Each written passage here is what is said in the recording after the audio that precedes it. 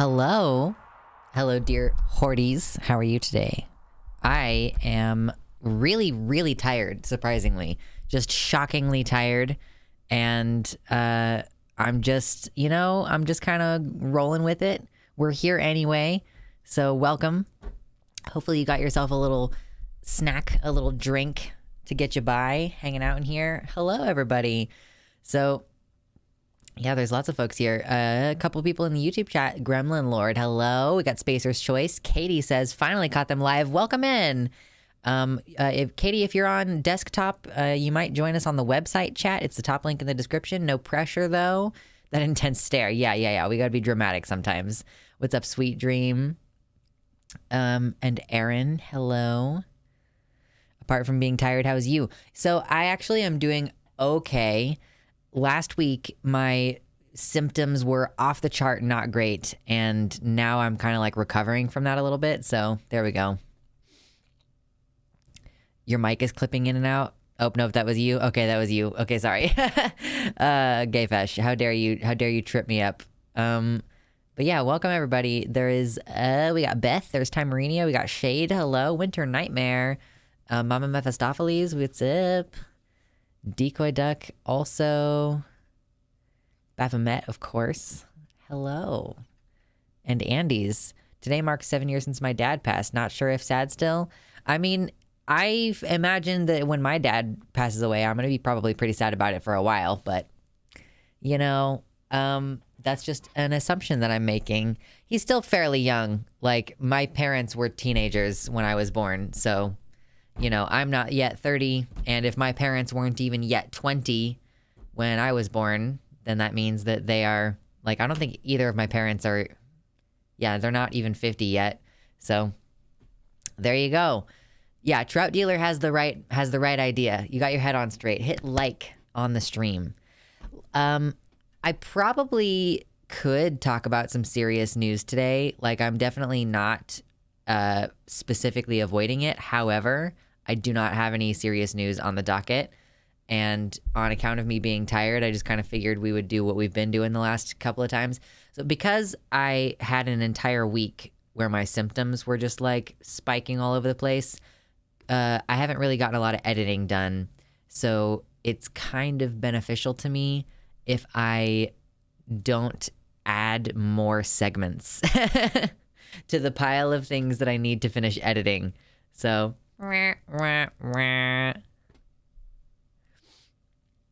but yeah, I hope everybody's doing well today. What's up, Paul Hack, as well? Hello.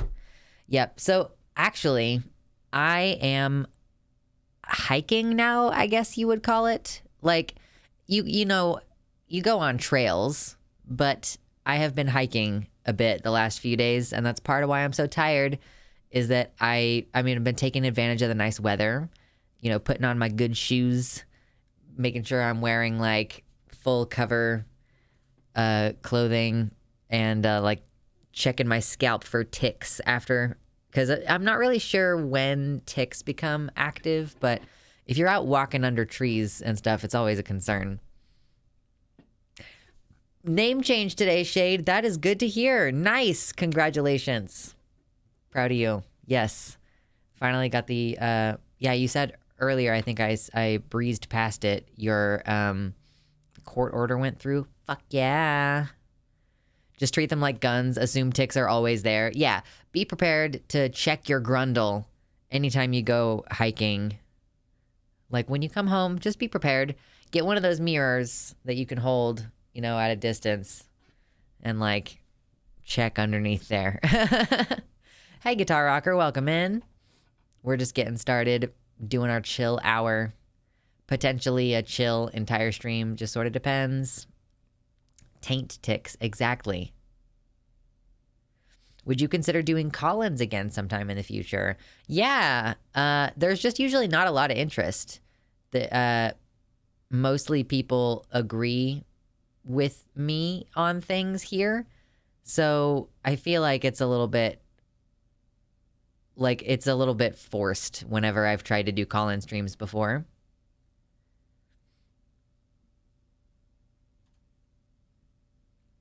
I've had a tick on my eyelid before. That sounds horrendous. There was genuinely a House episode about taint ticks. I mean, that's a thing to be concerned about. I've never had a tick in my taint, but I have had a tick, like, you know, the pivot point, like where it's like your legs are connected to your crotch, and then there's like a, you know, the flat space in between your legs where your dick and or balls are, you know, and like your various vulvatic parts. Yeah, exactly. But like that, like moist space in the actual fold of the, like the crease of the leg. I've had a tick there before when I was really young. I strongly dislike ticks. I mean, I think it's pretty normal to dislike things that are trying to steal your blood. That seems pretty normal to me.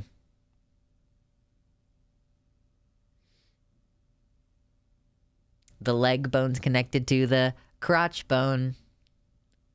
Nice hair, homie. Thank you, Dashi. Yes, I just cleaned my hair, and it's very long. It's getting very, very long now.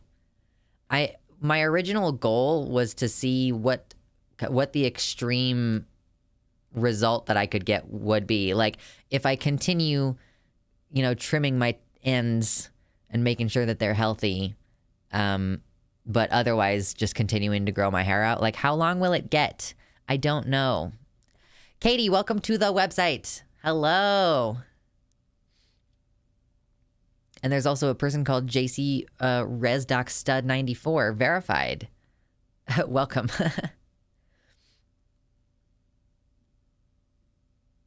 No shaving me bald. That is not a good look on me. I've done that before, actually. I mean, like, I shaved my hair down to like that long. So I wasn't bald, I guess. But yes, I have shaved all my hair off before.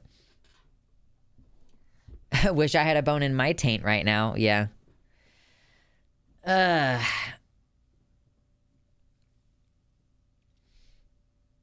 Welcome in, Mersh. Hello. Yeah, so one time I gave myself a mohawk, and then I decided that I didn't want to have a mohawk like pretty soon after that, and then I just buzzed it all off completely. You definitely look better with mid to long hair, IMO. I don't think that short hair looks good on me. Like, it's two totally different looks. Like, when I put my hair up and, you know, my hair disappears, this I feel is just like, it's a much more easy for me to do this like masculine look when my hair is up, and when my hair is down, it's a little bit more femme or androgynous looking.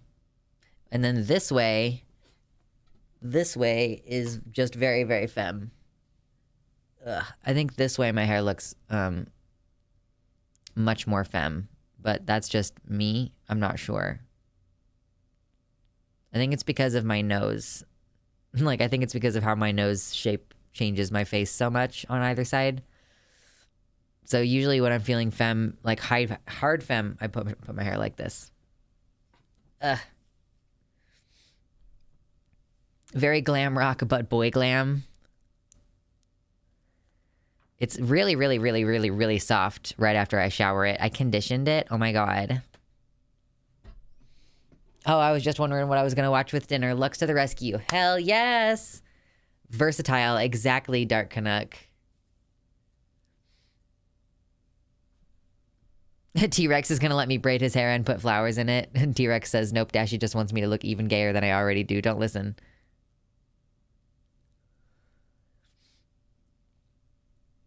I wanted to shave my head in order to lose my fear of going bald. I suppose that would... Like, I think that would really be a good way of telling yourself, like, how am I going to look without hair, you know?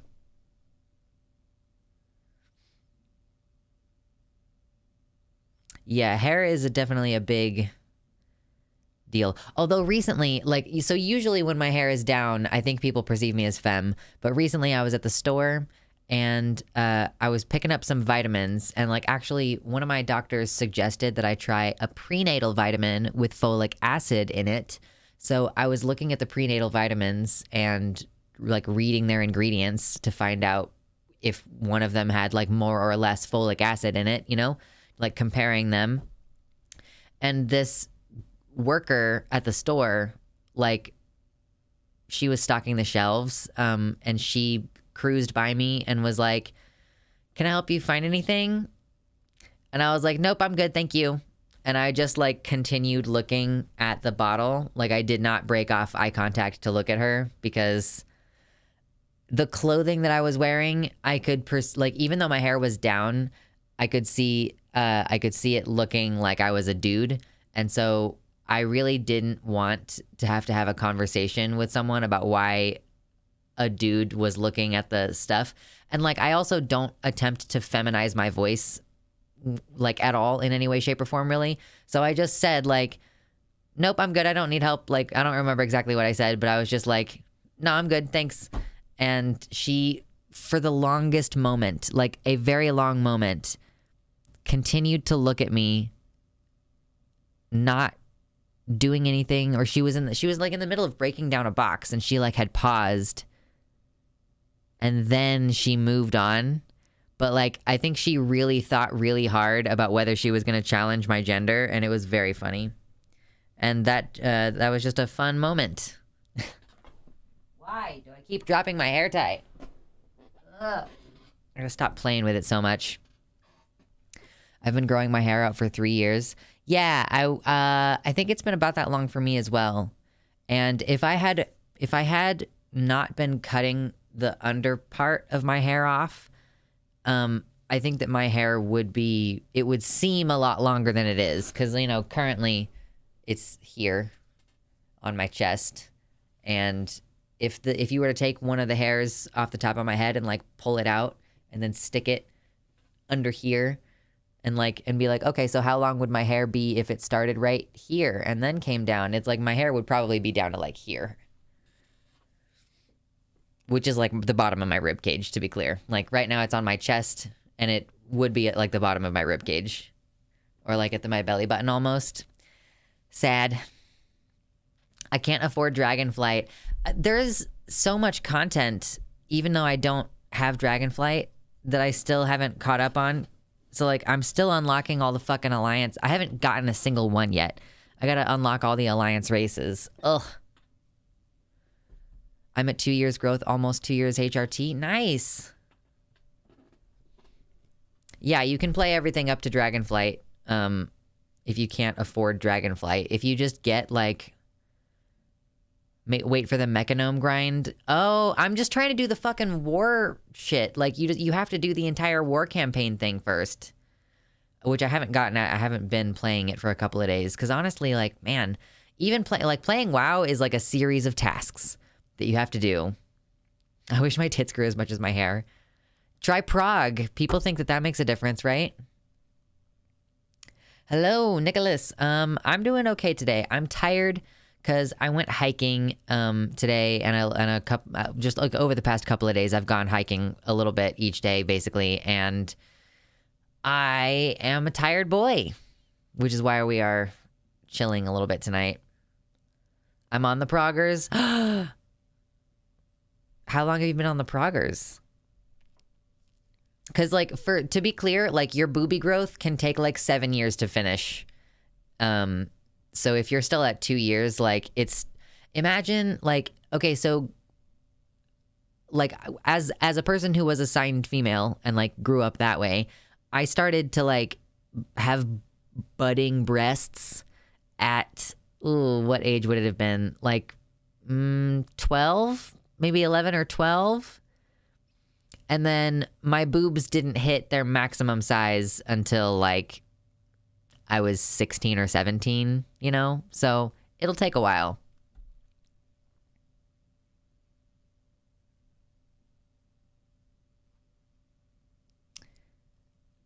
Someone asked it in the YouTube chat if I am a Sparky now. So here's the TLDR on that. I did go to school to become an electrician or Sparky, and I finished that school, and I did really good because I am really good at school, and I like school, and it was fun. And then I started actually working, and I worked for a solar company at first, and that was just like not what I wanted to be doing anyway. Like, that wasn't the idea that I had of what I wanted to be doing. It was a nice work environment, but it was just not ultimately what I wanted. And they ended up letting me go over the winter when it was like there wasn't enough work. This is very common in all kinds of construction where it's like, well, if we are supposed to be installing a bunch of solar panels on roofs, but all of the roofs are covered with fucking ice and snow, clearly we can't work right now. So I got basically laid off. And then I was just kind of like not able to find a job for a little while. And then I started like delivering food for a little bit because I could do that. And then I started working for an actual electrical company and realized that I have a heart condition,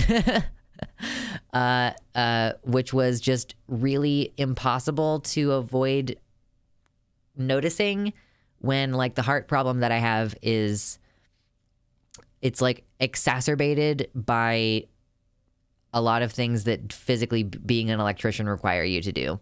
Like the body position of having to army crawl through an attic, being in that position physically like makes my heart rate skyrocket and it's not good.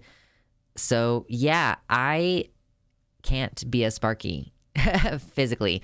And yeah, also like I worked for a company where like the main guy that I was working with had never had an apprentice before. And he was just asking me to do shit that was like shit that you should not ask a first year apprentice how to do. And so it was quite unpleasant in that regard as well.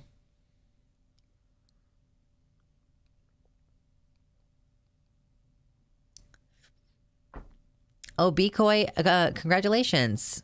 Hell yeah. I have a few good chin hairs, not on T, just PCOS. I had one chin hair before I started T.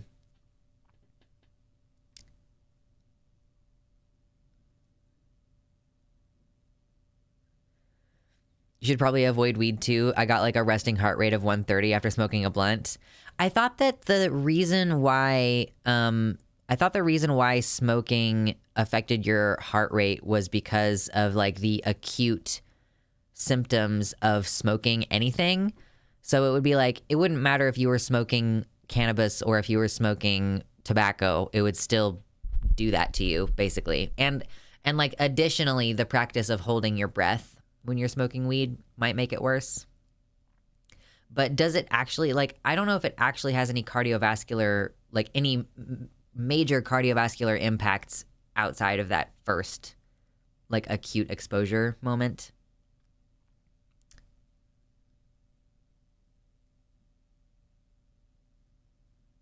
I don't remember where you are talking about, Baphomet. Oh, that was like 30 minutes after? Okay.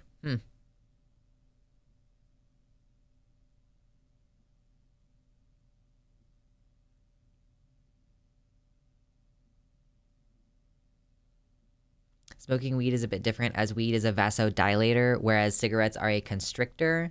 The reason why weed raises your heart rate is your arteries expanding. Okay, interesting.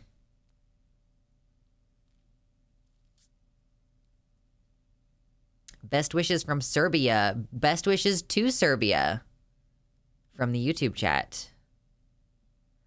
And then hello, there's Super Dr. Hulock as well. Welcome in, everybody. Listen, I realize that I've been doing this for an entire week now, but there is a good possibility that we're just going to chill today and not talk about anything important. If it comes up, sure, we'll talk about important stuff. We might touch on Keffels later. Does that mean weed could cure like blood clots or something? No, I mean, no. I think ideally you don't want to, well, I think that if you have a blood clot, it's not like you want there to be wider blood vessels. You need to break down the blood clots. You know, like weed would not be a way to treat a blood clot. Because then if you have a blood clot in your veins and then if a vasodilator were to like increase the dilation of your veins and then give the blood clot more room to go, then you just have a blood clot like on its way to your brain or something. And that's not what you want. I really don't think, generally speaking, that that's what you want. I said the cursed name. Is Keffels the cursed name? Uh-oh. I prefer left shark Twitter drama. No, it's okay, Super Dr. Hulock. I mean, I don't think that people really understand how big of a deal blood clots are. I've known 2 animals that have died from blood clots in the past couple of years. Once was like my sister's dog, who she was like 11 years old, but she died of like a blood clot somewhere in her body, essentially. And then like one of our cats also died of a blood clot because, well, I mean, we had him put to sleep, but he was dying of a blood clot. And yeah, it's not good stuff. Like,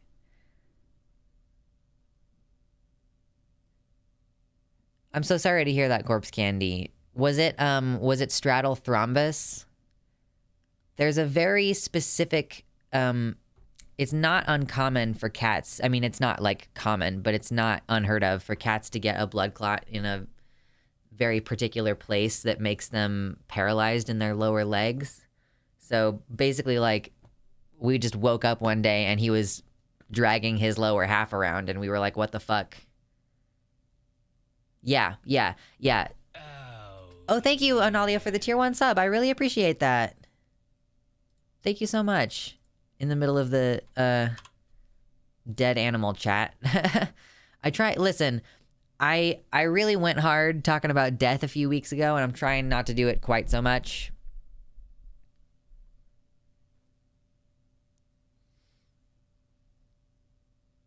Can we get some prayers for my Wi-Fi? I'm going to end up seeing half this stream in 1.5 speed to catch up to live. Oh, no.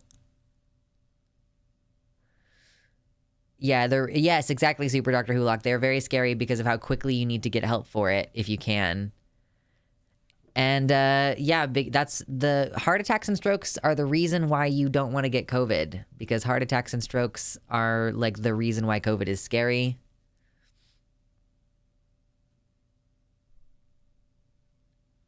Rats.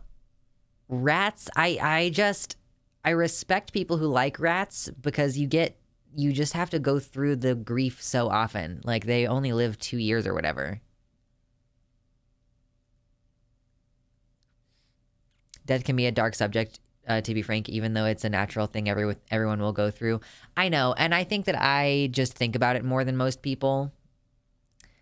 But like, I'm sitting here getting really into fungus and mushrooms because of their relationship to death and like the fact that they grow on things and the fact that like mushrooms and fungi, like we don't even know, like they strain our definitions of what alive means, you know? Like generally speaking, we can pretty clearly say that a virus doesn't qualify as being like alive because of its behavior and like how it functions. It doesn't like eat and create energy in that way. It just like enters other cells and replicates in them. Yeah, I think that some people have thought that fungus are more similar to animals in their reproduction and stuff. Maybe. You should watch The Last of Us. I know that it has something to do with spores. Where do you watch The Last of Us? Where is it?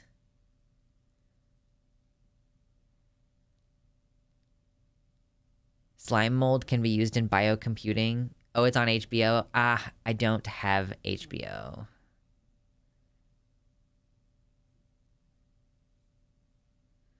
I had HBO recently so that I could watch House of the Dragon, but no longer.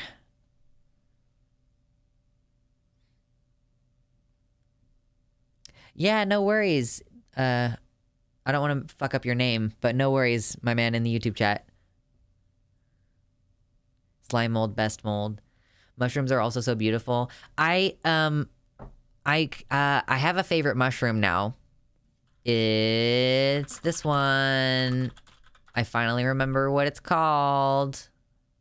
Nope.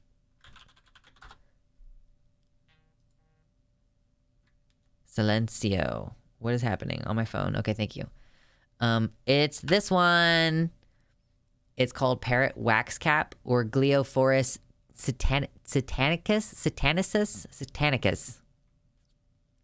Anyway, it's very, very cool. Just mostly cool looking. It's not really unique as far as mushrooms go, but bro, like these gills are just off the charts. I just cannot with these gills. They're so cool. Like, look at these bitches. Oh my god, that was not right. Okay, now open that one. Let me see it. Look at these fucking gills, bro. Like, they're so cool. Mama Mephistopheles, thank you so much for the tier 1 sub. I can say something when I subscribe. What should I say? Oh no, so much pressure. I don't know if I can handle this. Deep breaths. This looks like if Toad was a mushroom. They are good gills. Thank you so much. Yes. So that's just kind of my new thing.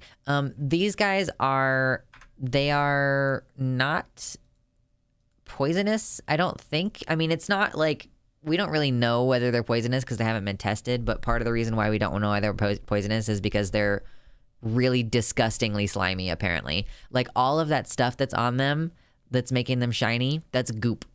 That's like goop. Do we have a goopy one? Where is there one that has more obvious? Oh, yeah. Look at that goop. So you don't really want to eat that.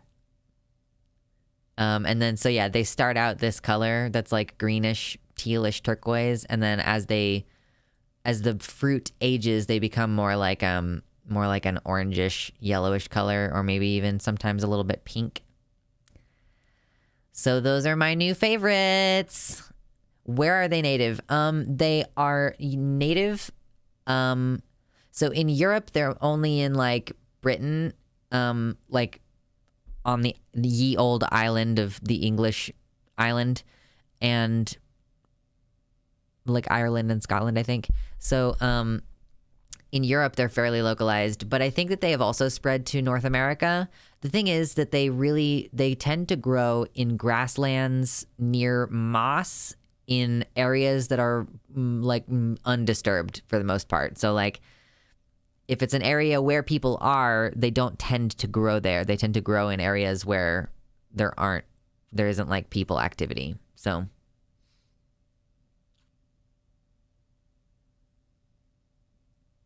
I want to put the goop on toast. Oh, the texture, I just can't like imagine what that texture would be like. It's like saying I want to put it's like saying I want to put like pussy juice on toast. Like, I just don't. Yeah, exactly. Nobody tell Gwyneth Paltrow. She will sue the mushrooms for having goop. But the texture. Nothing pretty comes from Britain. Don't lie to us. Oh no. Slime molds are actually not fungus. What are they? New fetish unlocked. Oh god. What have we done? We've done something. It's like thick, right? Like, that's what I'm trying to get at. But then again, this is the chat that if I recommended like, oh yeah, that would be gross, like putting cum on toast, and then you all would be like, smuggy though.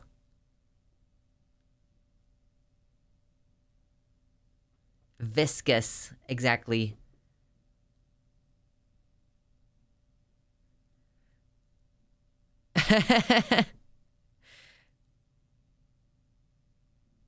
I do not agree with like, here's my thing about cum. Smuggy chat, we're doing it so early. Here's the thing, is it like, there's like a moment, okay,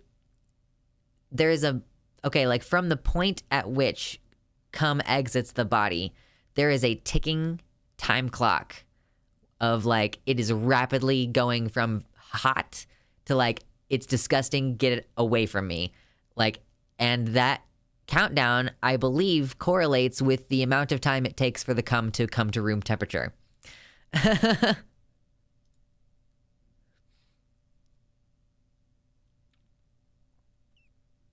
What's up, Pride Yoga? Hello. Hopefully you catch up soon. Lena, says, I won't be here for the stream, but I saw your video the other day and wanted to say that I feel you. Yeah, we are all having a difficult time, which is why we're dicking around and being stupid on stream right now, is because I just have no desire to engage with anything serious at the moment. Hopefully by Wednesday I'll be feeling better.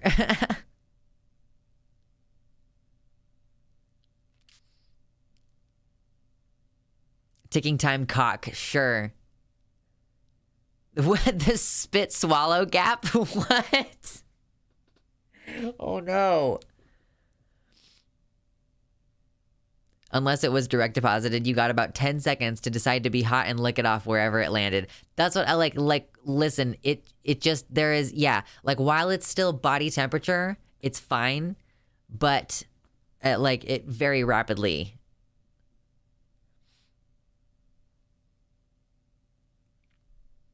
There's a type of mushroom that makes me feel sick called Hydenellum pecki. Okay. You can maintain that body temperature through becoming fagpreggers. True. That's true. When a trans mask has an IUD, but they're still getting direct deposits, as Mama Mephistopheles said. That's when you're becoming fagpreggers. I know that the intention probably was that you were talking about gay butt sex, but I chose to interpret it differently because haha. Ha ha ha ha ha. No. Why? No. No. I do not approve of the milkshake and the dicks emoji together. That's not appropriate. Bad. Boy, I'm glad I decided to wear my headphones this stream. Yeah, listen, this is not this is not like a family-friendly time. Oh, I just love the color on these ones too. The color on these ones is so good. Yeah, exactly. Yeah, exactly, Amy. Welcome in. You're in time for the best part of the show. I just, you know, it's been a lot to handle lately, and so I've decided that I am just gonna dick around for a few streams in a row sometimes, I guess. So here we are, dicking around. No specific plans.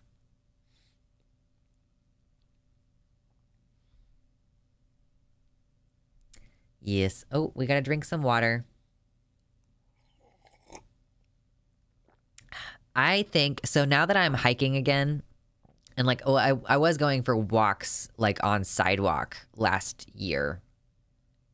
Yeah, last year. And then now I'm more interested in going, like, actually out on trails, and hiking in that regard. So I have had, like, a little bit of a sore throat and, like, a lot of extra drainage the last few days. And so I'm just like, well, I also recently visited my friend who had just gotten out of the hospital from having a sterilizing surgery. And I was like visiting her to like just be like, oh yeah, you're stuck at home and like out of work. I figured I had visited before she would have had the opportunity to develop actual like transmissible COVID if she had caught COVID in the hospital during her surgery. But so like I have just like a little bit of a sore throat right now, and it's like, okay, I should probably pick up some rapid tests because I don't think I have any right now. Just in case. But it also could be allergies because I started developing those in the last couple of years as well. Coprinus comatus is a really cool looking mushroom. Is it? Oh, that's kind of neat. That's a little bit neat. The shaggy mane. Yes, I've seen the shaggy mane before. It's pretty cool.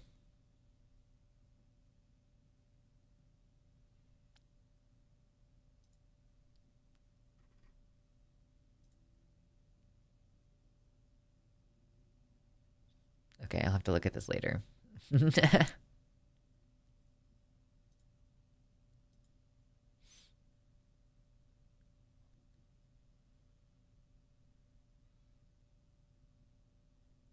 You all are so weird. But that's why I like you. We all get to be weird together. You know, this is the fun thing about hanging out with the Horde, is that we all get to be weird together.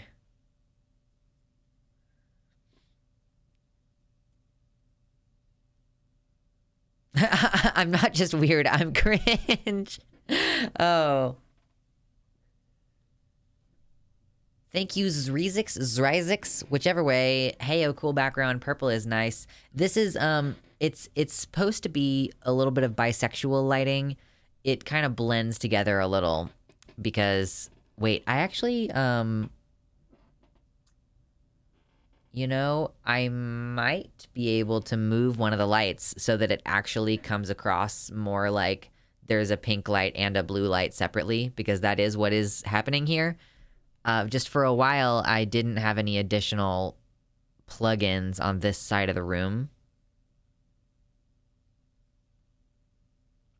I like those mushrooms with the goop that comes out in little dots, so it looks like someone nicked themselves a lot shaving. Yeah, I know which one you mean. Mushroom with red goop. Yeah, oh, this is a trypophobia moment. Is that what it's called? If you have trypophobia, don't look. I'm going to give you that warning now. Okay, 3, 2, 1, trypophobia. It's this one. And it also looks a little bit gory, I guess. But yeah, I know which one you meant. And then there's the wait, what is it called? The corpse mushroom? What is it? Nope, that's not it. Oh, the fucking one with the hand. Dead man's toes? No, that's not the right one. Yeah, I'm familiar with the corpse flower.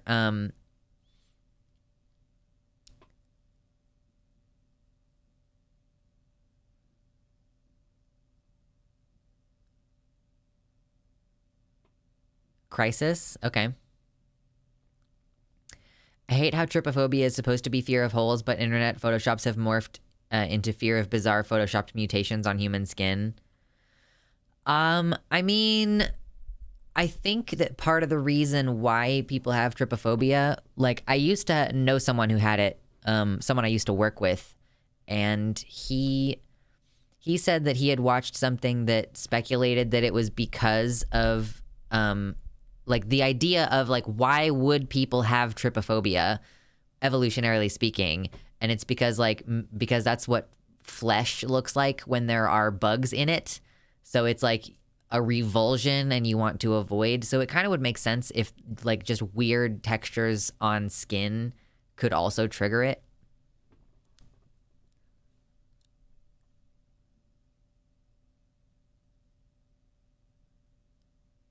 Yeah, little tiny holes for all the bugs. Yes, exactly.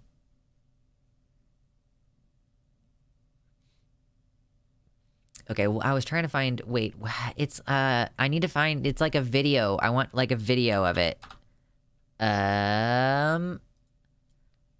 Mushroom with hands. I don't know how to fucking say this.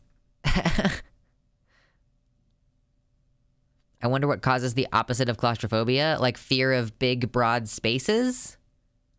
I could pretty easily conjecture on that it's because of being, like, predator prey situation. Like, a big wide area doesn't afford you any places to hide.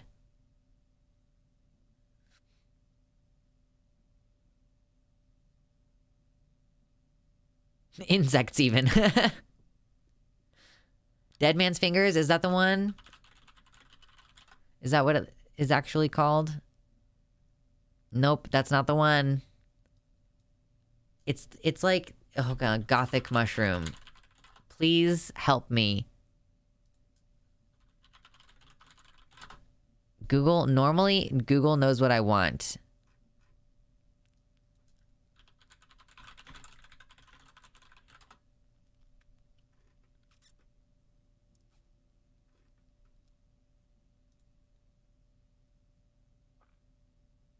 Okay, I found it. Oh wait, is this it? No, this is not it. God damn it. This is so frustrating. Am I talking about ink caps? I don't think so. Wasp nests I can see being a trypophobia thing. Yeah. So I have any of you ever worked at a place that has those I can't wait to get really weird ads after all this mushroom Googling. True. Gothic mushroom, did someone call me? True, same. Am I thinking of the Lorax? True. Nope, I'm not thinking of ink caps.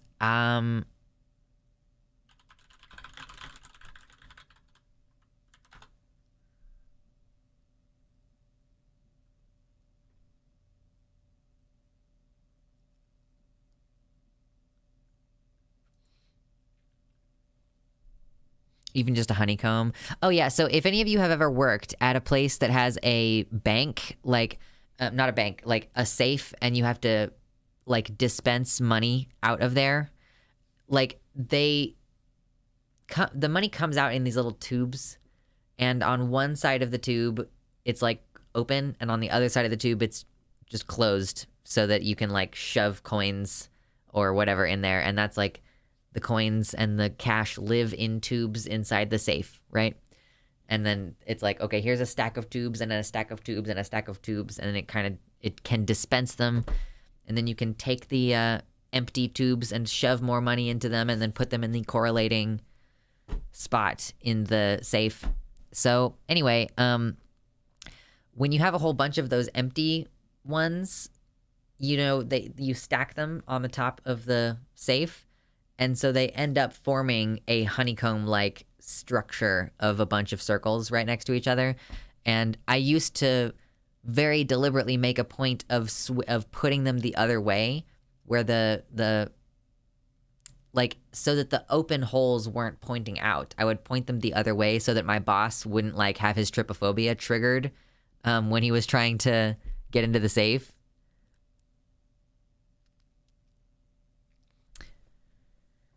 Fear of clowns? Yeah, fear of clowns, I think, is because of the face paint, right? And the fact that you can't actually tell what their faces are doing. I would like a sitcom about coins and cash living in tubes inside safes like hamsters. I feel like that would have been a good 20-second Futurama bit. I cannot figure out, like...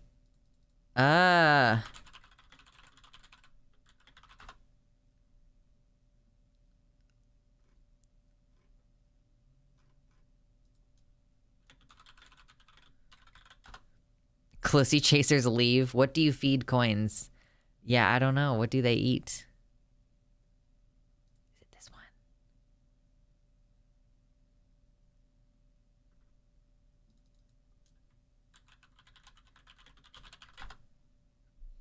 A clown fetish?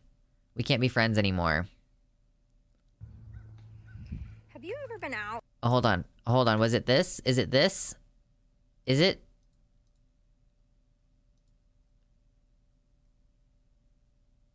Maybe this is a version of it. Yeah, because this has the goop on it. Let me see. Why is this video not... I just want a video of, like... of the thing coming out. I don't think that's the right thing. I'm just here for that nussy. Oh, no.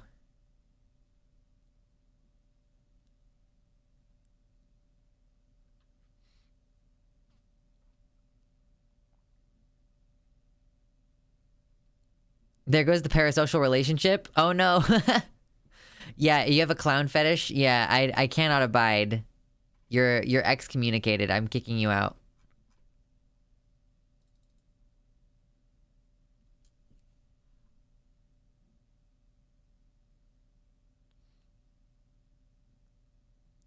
Imagine you're fucking, though, and every time you pound, it makes a clown nose honk.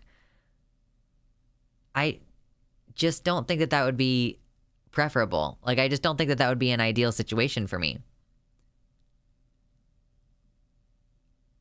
It's like, how did I discover this? I think I learned about, like, there's a balloon popping fetish, and I learned about it from fucking Brooklyn Nine-Nine. Is that a true thing, or is that just... I mean, it has to be. Brooklyn Nine-Nine said it, which means Rule 34 is in effect. And then when you come, there's confetti. It's like, yay! And you can hear the little party, like, those things that you blow. It's real. The lunar fetish. Oh no. Oh god.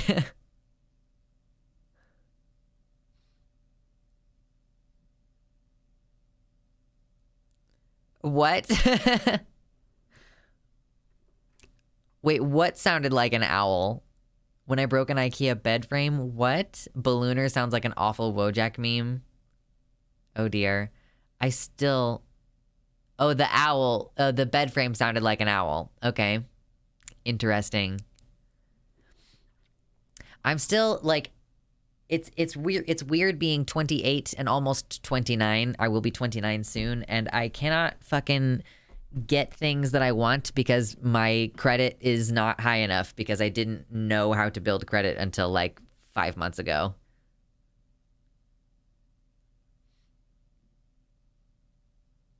I know that I'm young.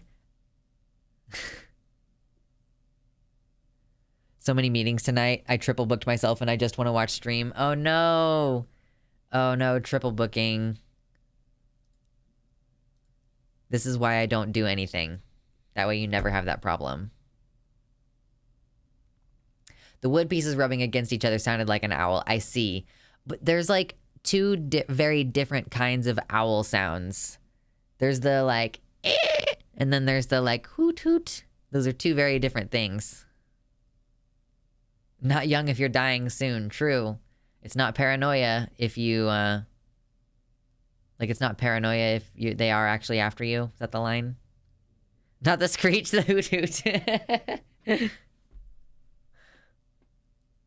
What was that first one? I mean, they squeak. Like, how do, wait. Since I can't find the fucking mushroom that I'm trying to find.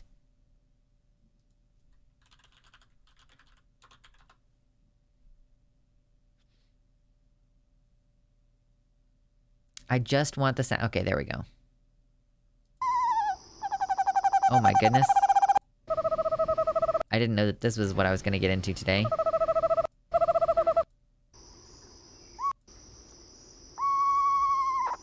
These are owl sounds. Oh my gosh. There was no accompanying video, so you were not missing out on anything.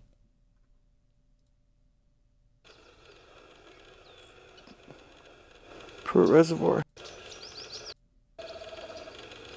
Oh, they like trill. It's like a bunch of little teeny tiny hoots. It's... Hold on, this does have video. Hold on. Ah!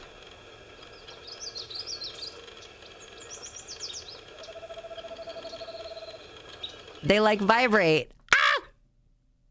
Oh no! I didn't know that owls made that noise.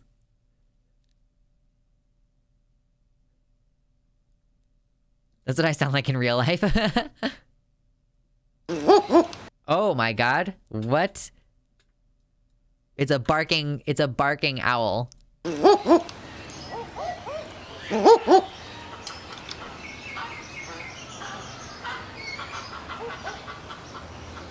Do it again. Ah! Oh, that's really cool. Oh, that's really cool.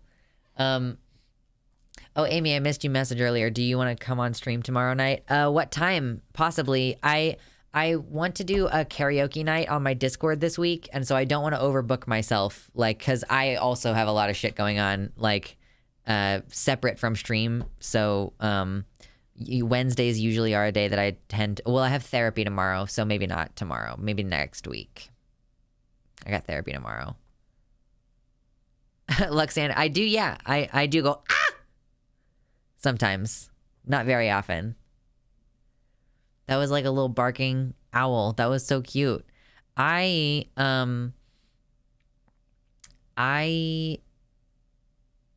been a dog barking issue in my neighborhood the last few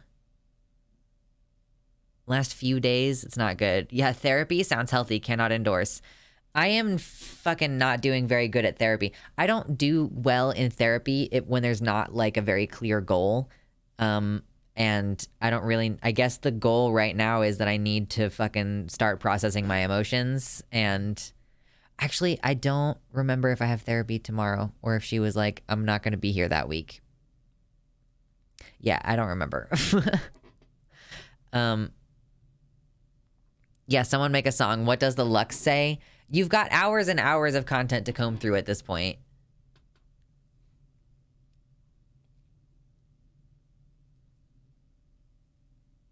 But I actually don't remember if I have emotions. Yes.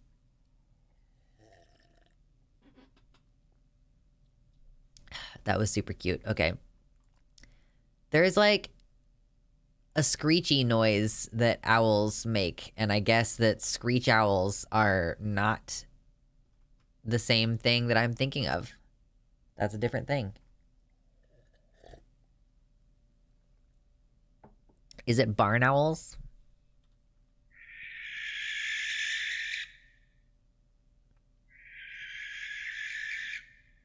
Why? Why do barn owls screech but screech owls hoot? Why would you do this to me? But yeah, barn owls make the noise that we were just hearing.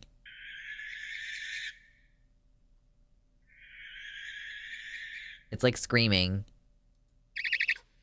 Oh, that's cute. This is a great horned owl. Do it again. Oh, that's cute. And then... Oh my god. There's just so many owls. Barn owls aren't true owls? What does that mean, true owls? Are there different kinds? Do you have any trouble identifying your emotions? I struggle with that. I think it's part of my autism. That or trauma. I do think I struggle to identify my emotions, but that is because, yeah, I don't actually know why.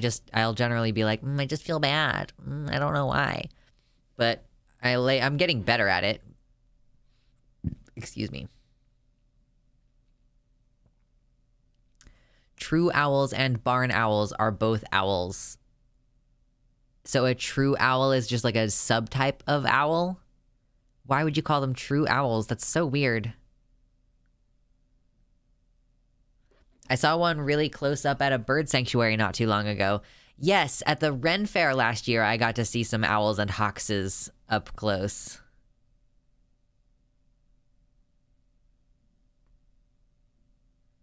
I have to use a feelings wheel because the autism lady recommended that. I did dialectical behavioral therapy, and dialectical behavioral therapy has a big subsection on like looking at the physical symptoms of emotions, basically. So you do mindfulness to get in touch with your body, because I think a lot of autistics are not in touch with our bodies. So you do mindfulness to get in touch with your body. And then once you've been doing that for a while, it's easier for you to be able to notice like, oh, my heart rate increased and I can feel that the blood has flushed in my face. And now I've read these sheets of paper that say those type of physical symptoms go along with certain emotions. And then you just like learn to recognize your physical feedback loop or whatever. If we talk about owls enough, J.K. Rowling will tweet about the stream. You know, we need a bump here. We need, you know, the growth on the channel is steady at this point, fairly steady. We were looking at the Social Blade a couple of days ago, but it's like we could use a bump. We could use a friendly little bump.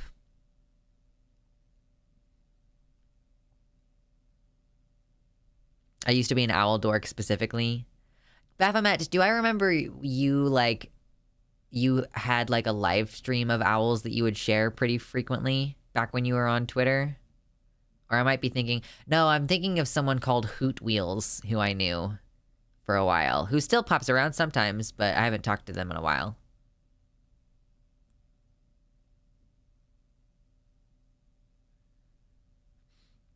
In UK, with public therapy you can get after months of waiting, they recommend mindfulness, but the problem is they don't explain what it actually is. There are multiple ways to do mindfulness, but the purpose of the practice of mindfulness is to attempt to focus on something, notice that your attention has been pulled away, and then draw your attention back to the thing that you are doing. And one of the ways that I really like to do that is doing body scans. You can do progressive muscle relaxations. There's like a book that I want to get. It's actually on my Amazon wish list. This book that I would like to get sometime soon. which I might get it and expense it out as like a tutoring thing, because I am doing, I'm doing tutoring stuff with my siblings, and that includes mindfulness shit. Like, I'm trying to teach them more holistically stuff that they wouldn't get in school. Yeah, there's this mindfulness book called Real Happiness by Sharon Salzberg that my therapist used to read out of frequently, and I liked that book a lot. Well, you tweeted, I studied the social blade. True.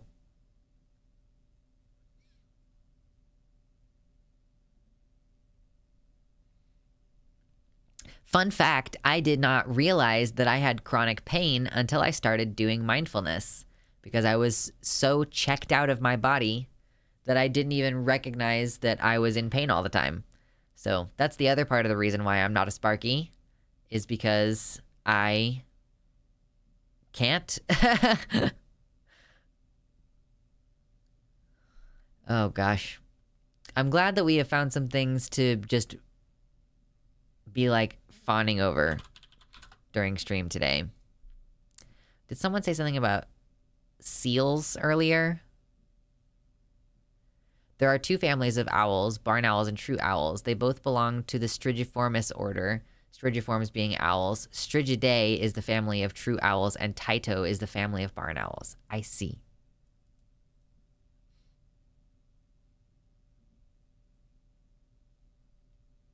Weddell seals, especially underwater.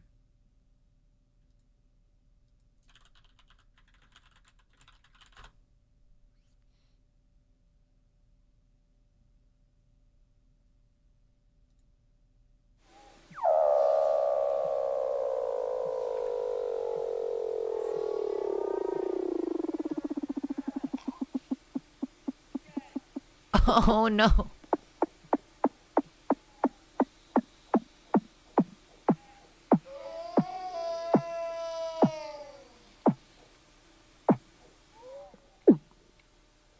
Underwater, they sound even cooler. Okay, hold it.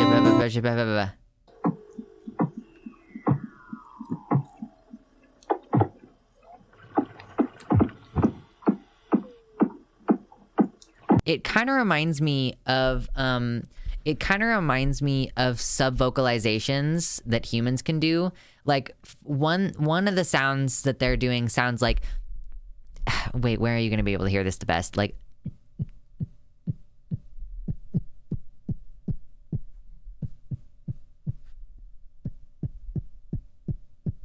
which is like, that's like, yeah, the kick drum sound. That's a sub-vocalization, like when you're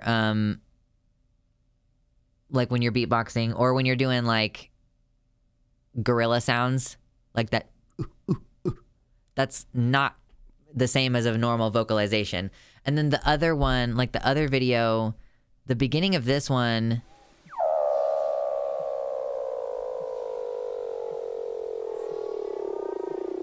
it really does sound like sub-vocalizations. I can't do it. Can I slip into a sub-vocalization? Sub-vocalization is supposed to be really good for deepening your voice. So if you can go like,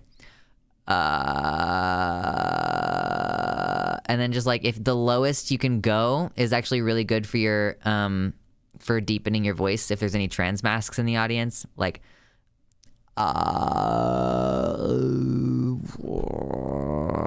you know, it's actually easier to sub-vocalize when you're not in the middle of talking a whole bunch, it turns out.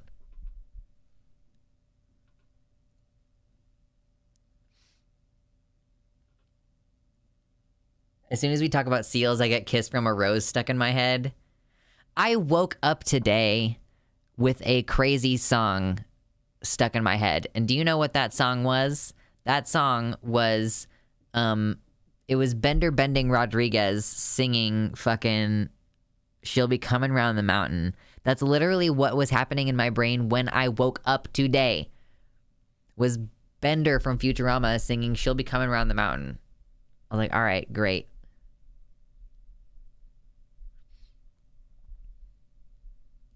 What's up, Rudy, in the YouTube chat? Hello.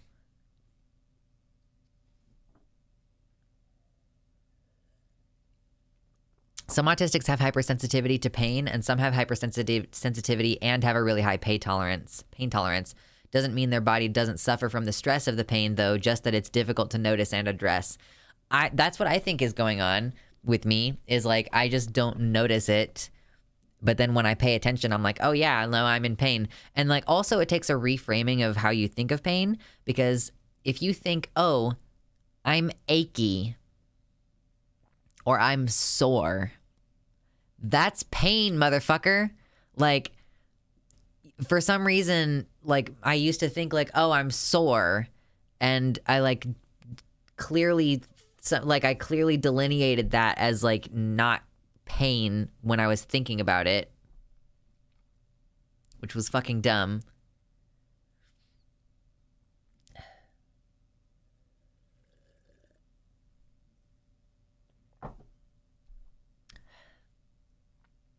I mean, like, yeah, you can be sore if you're like working out. If you are a person like me who was like moderately active and like just balancing time between like being up and around and being in my computer chair, like being that I was like 26 when I started therapy.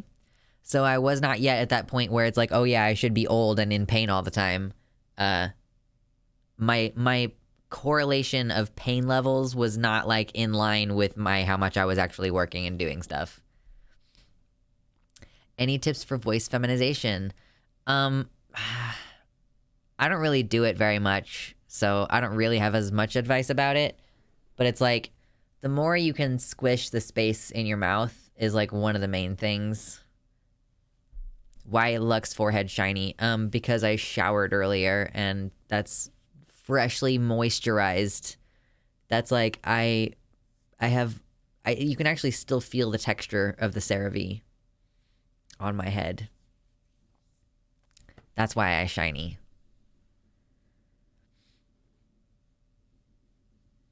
Voice feminization is at like at least 60% tone.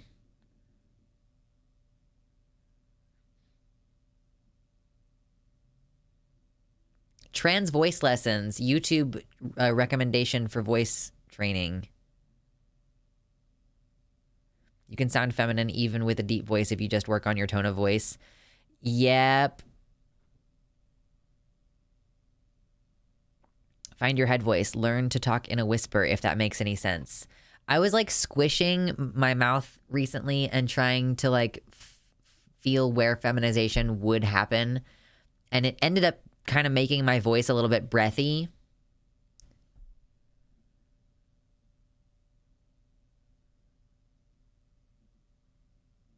Is Zia Rose, I think that I've seen her videos before. She got FFS at some point, I believe.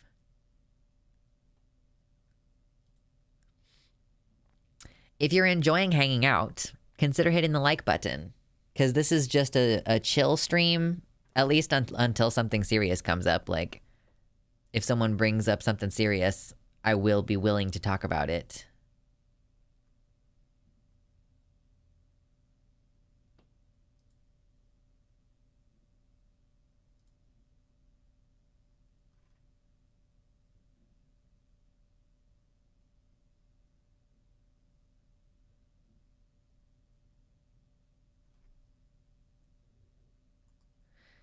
Anyway, something very serious. We're getting new Baby Yoda tonight. Oh, so there's new it's really funny. Everybody else is like new Yoda, and I'm like new Pedro Pascal. I didn't know that they were doing more Mandalorian. Davey Sock Rocker says, I get all my voice lessons from high-pitched screaming during sex.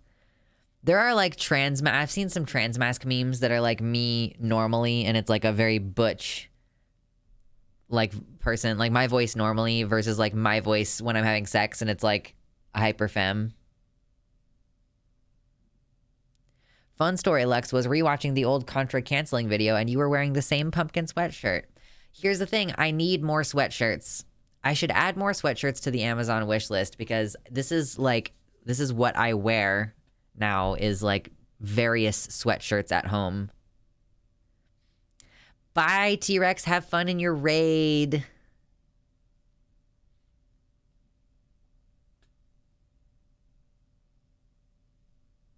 Oh, there's a Reddit with trans voice tips.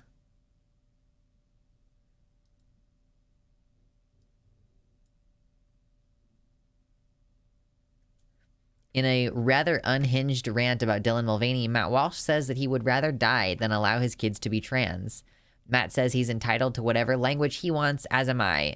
His 6 kids are not safe with him, and he should not be allowed within a mile of them. I wonder what he says in that video. I just really hate his stupid face. Like, I really don't like responding to Matt Walsh content for some reason. I'm very resistant to that. And even when I do, I usually want to... I'll read his tweets, but that's kind of like it. Hello, Morgan. Welcome in.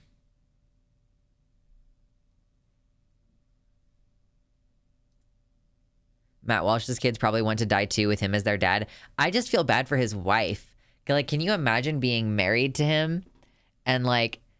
he tweeted something recently. What? He tweeted something recently that made it... People like unilaterally were like, you got troubles with your wife, bro? Troubles at home, bro? What was it? It was something like... He was saying, all men want is to come home to a clean house and a cooked meal and a grateful wife and kids. Like, oh, very clearly... Excuse me. Very clearly there was something going on where he was like, oh, I came home and she didn't even have dinner ready. Or it probably would be like... not even about her not having dinner ready, but that she didn't present it with like enough of an upbeat, positive attitude. Like, she's been home with 6 kids all day, and he expects dinner cooked and like her to be in a good mood and shit, and like probably still expects her to be available for sex even though she's been on her feet all day. Matt Walsh is just one of the most pure evil people on the planet.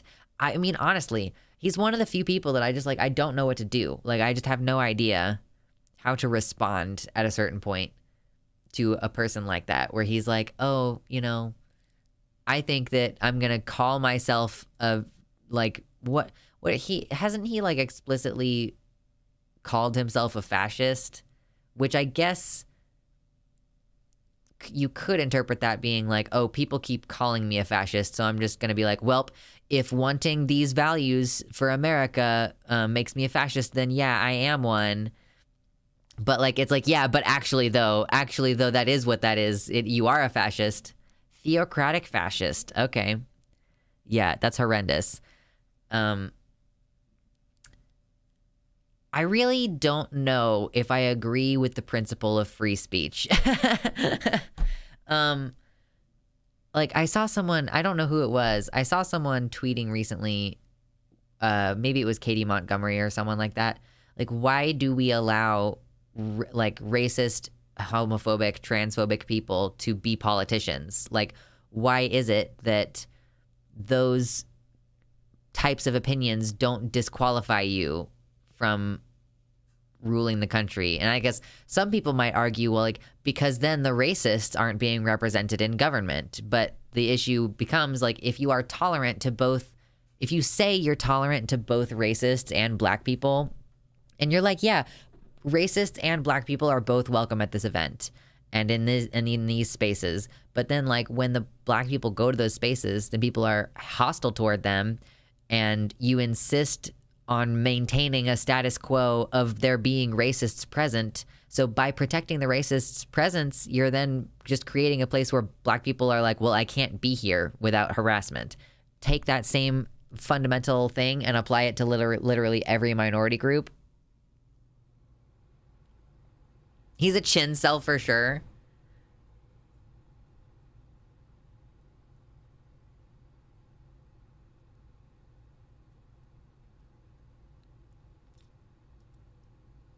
Matt Walsh is clearly uneducated and clearly cherry picks his information to keep cis heteronormativity.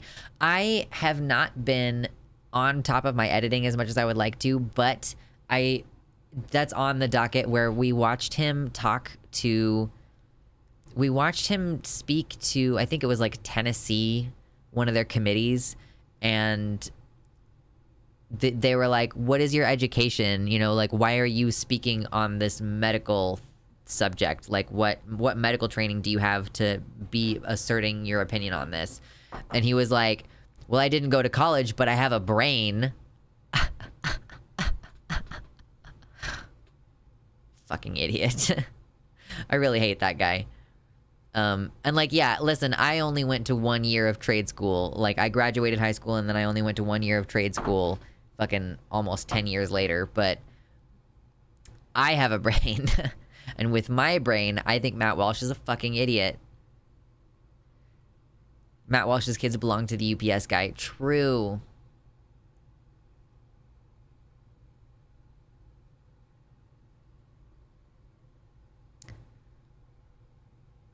Evil requires intelligence. Matt Walsh is just an idiot who knows just enough big words to fool the idiots who like him. I don't...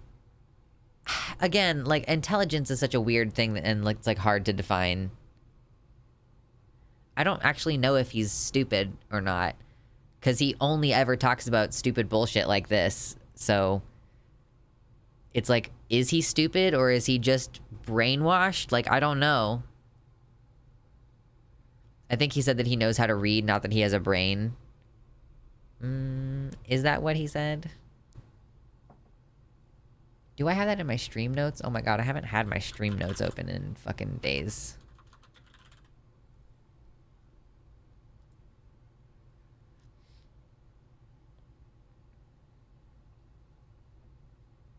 Walsh is just like Alex Jones. He's trying to make money and will say whatever the bigots want to hear as long as he makes a profit. Really, that's all he cares about. That's part of why I don't want to acknowledge him. That's like part of why I don't enjoy responding to his content is because he, you know, you'll be watching like one of the clips from his videos and he'll say something outrageous, and he'll not only say something outrageous, but he'll also be like, oh, and I know that you all are going to clip this for Twitter later. Hi, Twitter. It's like he knows that he's saying something and he's doing it for the purpose of outrage marketing. Hey, Jess, welcome in. Good to see you hanging around. I am not good at responding to DMs anymore, so I apologize for that. He's smart enough to be very, very dangerous. He's not a con man. He knows he's lying because he wants to kill trans people. I would not be surprised if that were the case. Like, I think that it's just he has a moral hard-on against trans people. Welcome in, Violet. Hello. With the little banjo in the background. Oh, no. And hello, Raymond Bell. Welcome in.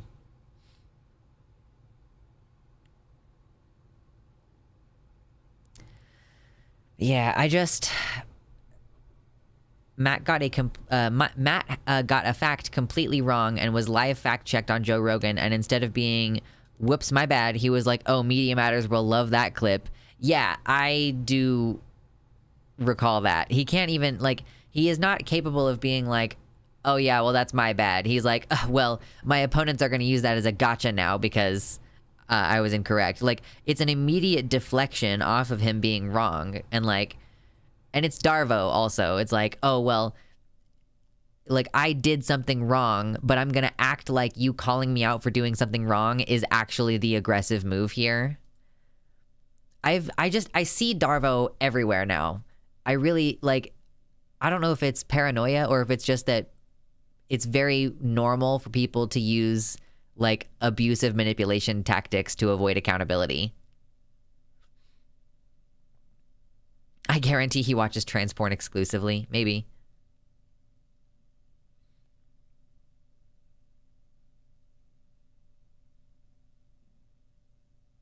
No one knows him for literally anything else. Needs to ride the 5 minutes of fame as long as he can, because trans people will be around a lot longer than him. I don't... It's like, why... Like, yeah, like, why do we even know who Matt Walsh is? Where did he come from? This is a question that I have not thought to ask before.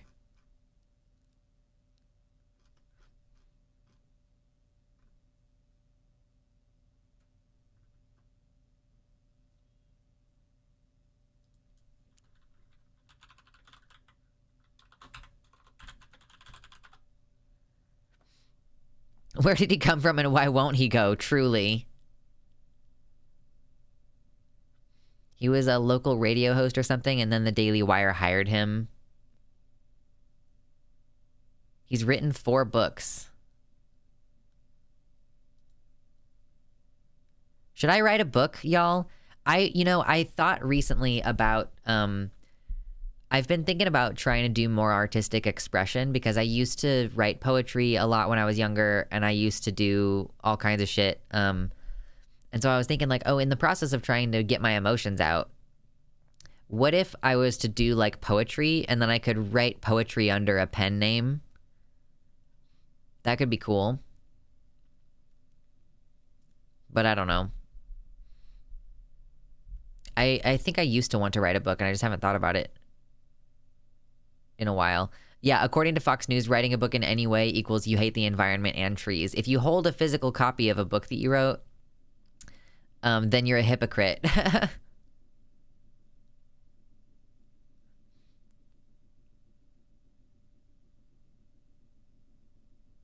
Writing is hard, but possibly really rewarding.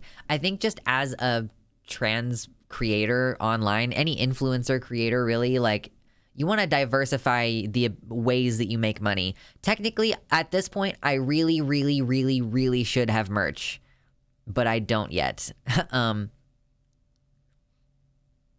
You want to save the environment, yet you live in it. Curious. Yeah. So Matt Walsh did not attend college. He began his career as a talk radio co-host of the Matt and Crank program in Georgetown, Delaware, from early 2010 to August 2001. Then he went to a different radio show where he worked less than a year. He moved to Kentucky, joining a different radio show and launching a website, the Matt Walsh blog, in which he discussed various issues from a conservative view. Walsh announced in December 2013 that he was, quote, leaving radio forever to focus on blogging after his show was canceled. He worked for The Blaze starting in October 2014. He was a contributor to HuffPost and began writing for the Daily Wire in 2017. He appeared on Tucker Carlson Tonight, blah, blah, blah. He authored 4 books: The Unholy Trinity, Blocking the Left's Assault on Life, Marriage, and Gender, Church of Cowards, A Wake-Up Call to Complacent Christians, Johnny the Walrus, and What is a Woman? One Man's Journey to Answer the Question of a Generation.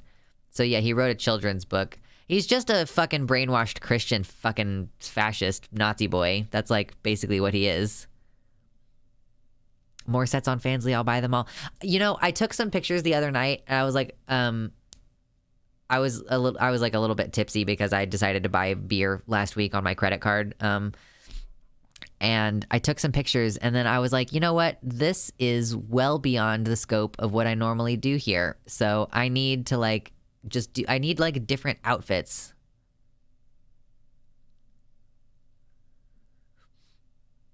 Imagine like your main thing that you're known for being, being like, I hate this entire group of people.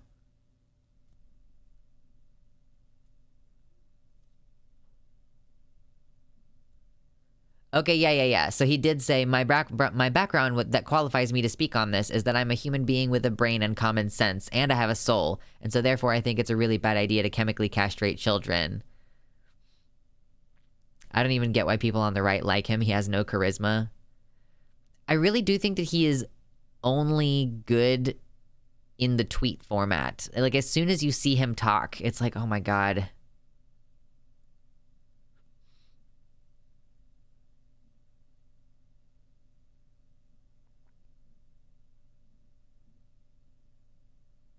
The entire right wing has no charisma. They have to take what they get. I'm never going to understand it. I'm never going to understand what's happening in the mind of a fascist because I am not one. It's fine. I don't have to understand them. I really think Walsh is a threat up there with Tucker. Truly, like, how big is his reach at this point? He has such a far reach at this point. I also think it's a bad idea to chemically castrate children. Good thing that isn't happening. The fear-mongering about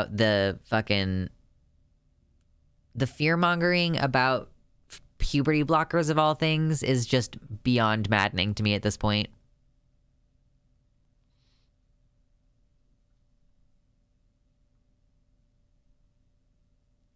Yesterday I was at a genderqueer group and the mod asked what genders people had. My answer was I would get back to that to them on that answer. Why would you ask at a genderqueer group what genders people have? That's like I thought that part of the idea of identifying as genderqueer is like, I don't know, and also like I don't have a specific one maybe. Oh god, I forgot that J.K. Rowling endorsed Matt Walsh.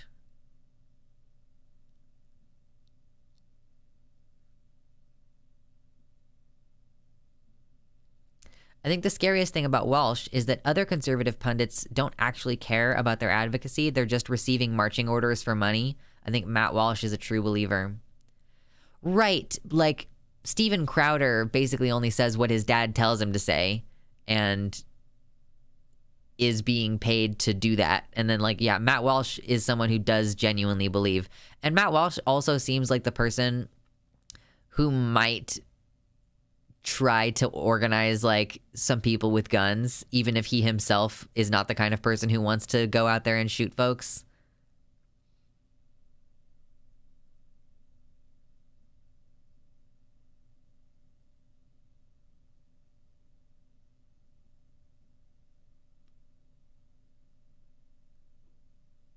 Crowder seems pretty eggy to me. He takes every opportunity to cross-dress in skits that don't even need it. Yeah, I mean, I don't disagree with you on that. It does seem a little bit eggy. Stream died? Oh, hopefully not. It's still showing it's okay for me. Yeah, it's still alive for me. Okay.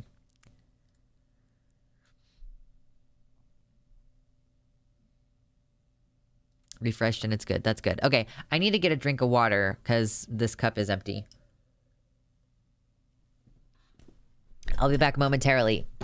Hit the like button if you have not hit the like button. Make sure you have a little bit of a drink or a little bit of a snack, whatever it is you need to keep you going.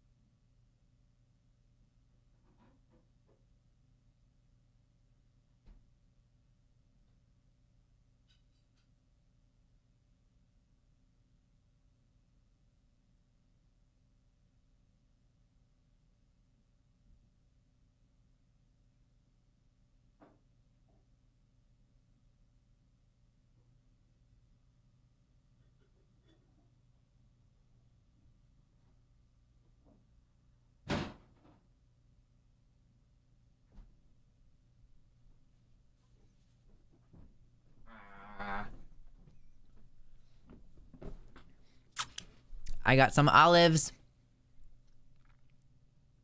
I decided to just, like, shove a few olives in my gullet while I was up and around. Because sometimes you just need a little salty snack. Just a little salty snack. Okay. Hydrate or dihydrate. That's true.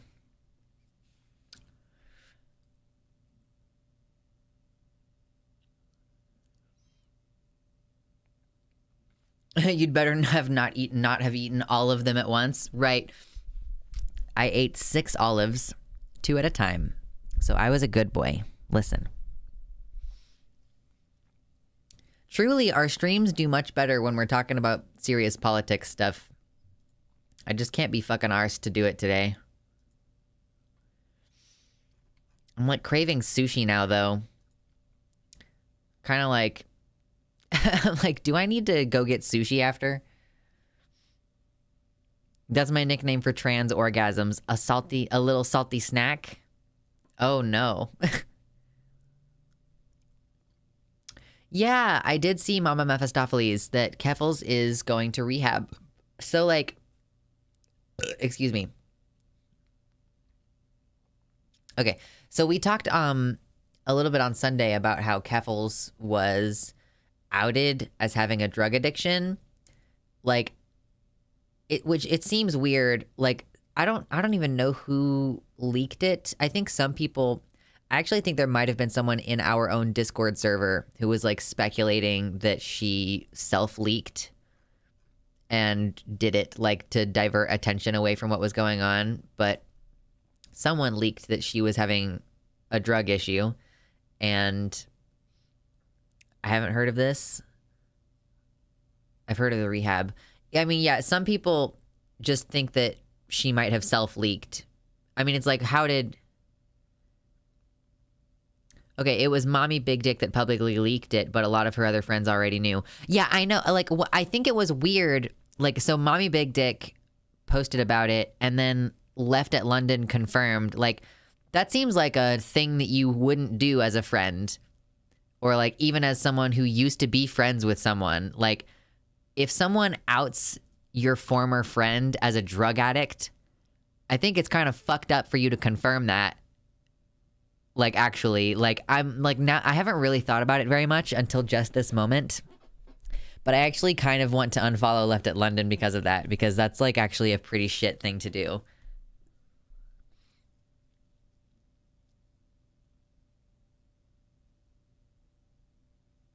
Keffels was smoking cigs inside. It depends on where you live. Like, it can be okay to smoke cigs inside, I guess. I don't know. I personally wouldn't do that, but I also don't like cigarettes at all. But yeah, so someone leaked this. It's so hard to keep up with Keffel's dramas. She said something awful, then had a drug problem, and now ADK. She literally only just like confirmed herself within the last couple days. Like, yes, I do have a drug problem, and she said, I don't expect people to accept my apologies on this. And then she said she's checking into rehab because whatever drugs she was doing, like if she were to try to detox without medical supervision, it could be like a death situation for her. So she needs like help being weaned off of whatever she's doing. I work in rehab. I'm not a therapist myself, but I know a bunch of people piling on doesn't really help anything or anyone. Shaming never works. Yeah, I mean, I've had my own struggles with alcohol mainly, and that's like, I think only benzos and alcohol have fatal detoxes. Well, she also has other health issues, so it, you know, just because a drug doesn't typically have fatal detox. And yeah, I think opiates, I actually think that withdrawals are why opiates are so dangerous. But yeah, Dizzy, yeah, she did say in her tweets that going off of the drugs without supervision would be medically dangerous. So whatever it is, that's what she was told is the medical issue. It's so strange to me when people are like, you just choose to do these drugs. You choose to drink every day. You could just wake up and choose not to.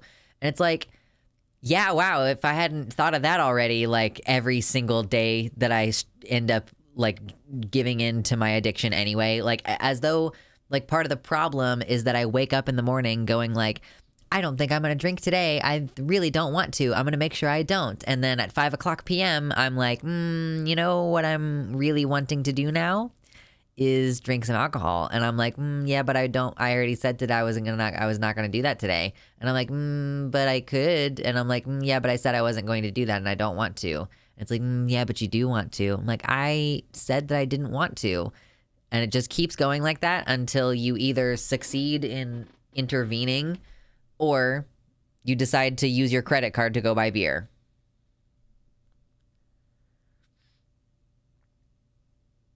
Non-fatal detoxes can still lead to serious medical complications. Like if you quit caffeine cold turkey, you can get seriously ill. The only thing I choose is violence. True.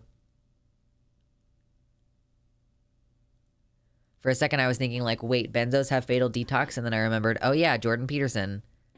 Was it detoxing from benzos that put Jordan Peterson in a coma? Is that what it was? Alcohol is rough because it ends up being a depressant overall over time. I defo drank more during the pandemic. God bless you, Tabaxi. I'm gonna lose my shit at people saying like during the pandemic as though it's in the past tense.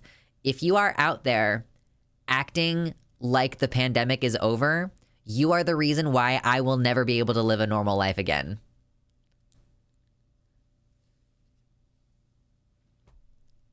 Like, if whatever it was you were doing during the pandemic was like making you feel like you needed to drink, and now you're like, I don't need to drink anymore because the pandemic is over, it means you started doing shit that you shouldn't do.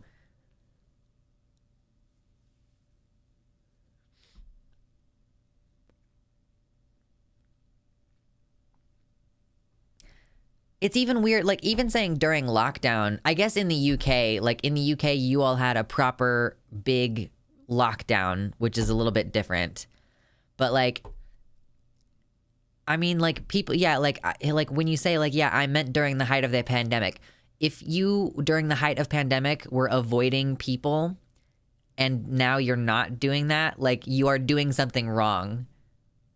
I don't know. Like, I don't know. I like the part that's part of the reason why I still struggle with alcohol use, is because I am still socially isolated, because the pandemic is still actually happening, and it is just as bad as it ever has been. You're in Kansas. We did have a lockdown here in Washington. I think maybe we had like a temporary, actually there were like legal limitations and maybe like curfew type things. It was pretty brief. What if you never left your house even before the pandemic? True. Wait. Is there a burp happening? Come on. No. I still wear my half gas mask. It fits my goth vibe. I actually like freaked myself out a little bit here because I got a KN95 like from a while. Like my partner just bought KN95s at some previous point, and I just was using those for a bit, but they're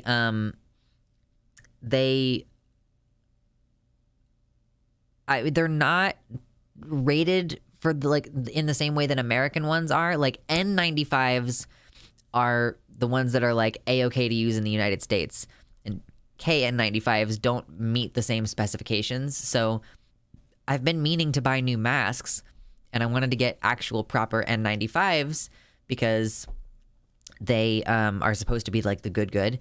So I got some N95s recently, and I actually am not yet convinced that the N95s are safer than the KN95s that I was wearing before. Because the KN95s before, like when I would breathe in, it would be like, and like this mask breathes very easily, and I don't trust it.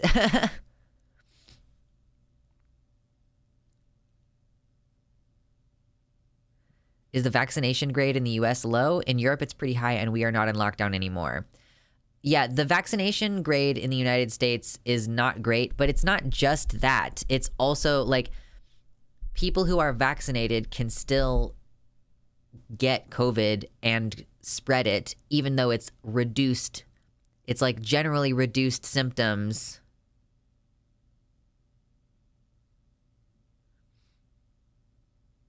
You need to do a fitness check with the mask. Usually there's a chemical you spray, and if you can smell it, then you either have the wrong mask size or put it on wrong.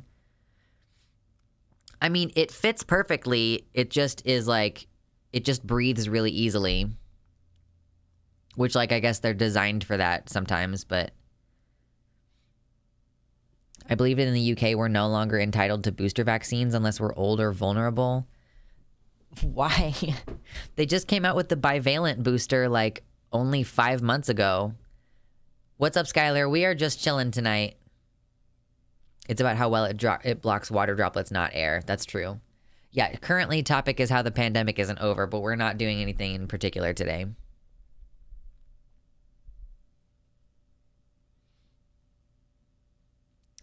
I've had horrible mental health from being a shut-in prior to the pandemic due to having fatigue and illness, and I deeply resent the pandemic for arriving just as my health improved. And then seeing everyone go, wow, I'm so depressed and sad from being stuck at home, really kind of made me have to work hard not to lash out and go, and guess what, motherfuckers? When lockdown goes away, you'll leave the house and I'll still be stuck at home because as an unemployed disabled person, I'm not entitled to the money necessary to go do out-of-house shit. I really am curious how many people, if you posed the question to them, like, do you think disabled people deserve to be able to go to the park? Like, how many of them would say, like, well, yes, of course I think that disabled people deserve to go to the park. It's like, okay, then why don't you support making infrastructure and, like, the city more accessible, you know? And they're like, well, you know, like, they don't really have an answer, because truly at the end of the day, they don't think that it's worth the effort of structuring society in such a way where disabled people who they supposedly say deserve to be able to go to the park actually have access to going to the park.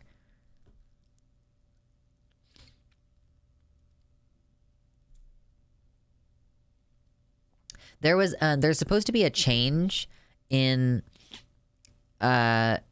United States budget shit. There was the COVID relief that passed a few years back, and they're gonna let it expire in May. And I will say that while that does suck and it means that testing and stuff is not gonna be free anymore, that boosters are supposed to still be free. So, you know, I have like a party that I usually go to during the summer, like an outdoor party with like 20 people, that I'm probably gonna go ahead and take the bivalent booster beforehand, and then I'll probably get another bivalent booster before the Renaissance Festival. And that's like my only two things that I do every year is I go to this barbecue in the summer, and then in the autumn I do Ren Fair, because it's all outdoors. It's a toxic attitude, but it's born out of my genuine frustration and rage. I don't even know if it is toxic. I mean, I guess it's kind of, it's like, it's built out of resentment. You're like resentful.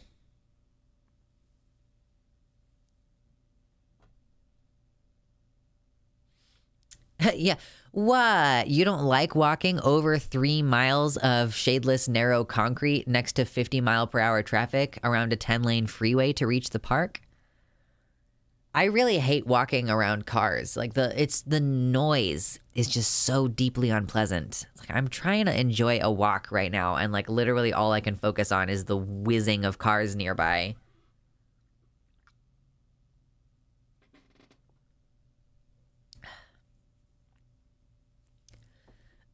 My deep resentment toward others, like my deep resentment toward others is actually as a disabled person being like, I could be well enough to go out into the world, but now they've changed. Like, you know, the world wasn't accessible to you, Dizzy, before, but like the world became inaccessible to me and now is permanently going to continue to be inaccessible to me. So I'm resentful because I've just now joined you in this. Like, we had the choice to make it possible for me to participate in society again, and like I can't.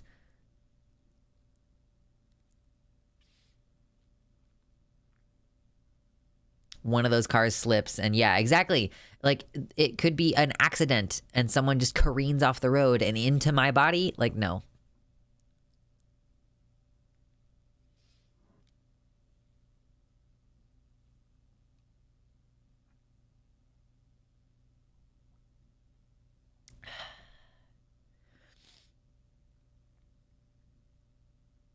Also, right before the pandemic started, I was on full-on autistic burnout, which lasted years total, and people were like, wow, I'm so sad and depressed. This is unfair. And I was like, bitch, I'm depressed and I still stay home for your safety.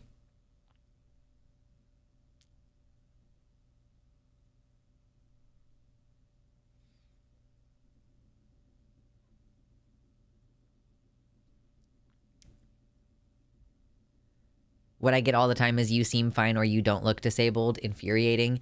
Yeah, I I knew that I was disabled before I understood what my illness was. Like, I knew for years that there was something happening. At first, I thought that it was just like, okay, I have a mental illness. And like, yes, that's part of it. My PTSD is disabling for sure. Like, I have multiple disabilities that stack on each other. My PTSD is disabling. My BPD is disabling. My heart condition is disabling. I cannot do things that normal people can do. So I knew that I was disabled a long time ago. Like in 2016, I was really coming to terms with it. Especially, yeah, like late 2016, early 2017, I was really coming to terms with being disabled. And then like it was more recently that I realized, oh, I actually have like a physical disability. So people yeah, I used to get that. I would be like, I am having such a hard time working and I need to take time off working. Like basically I would sometimes in between jobs like take a couple months of essentially unpaid short-term disability like leave where like I just would wait to try to find a new job because I was like, I can't handle finding a new job right now. Would dissociation be a disability? Dissociation is like a symptom of another disorder, but like if you have a disorder where dissociation is a main component, then that disorder could be disability. Yeah, it could be a disability, I imagine. Also, hello, Jimsy. Welcome in.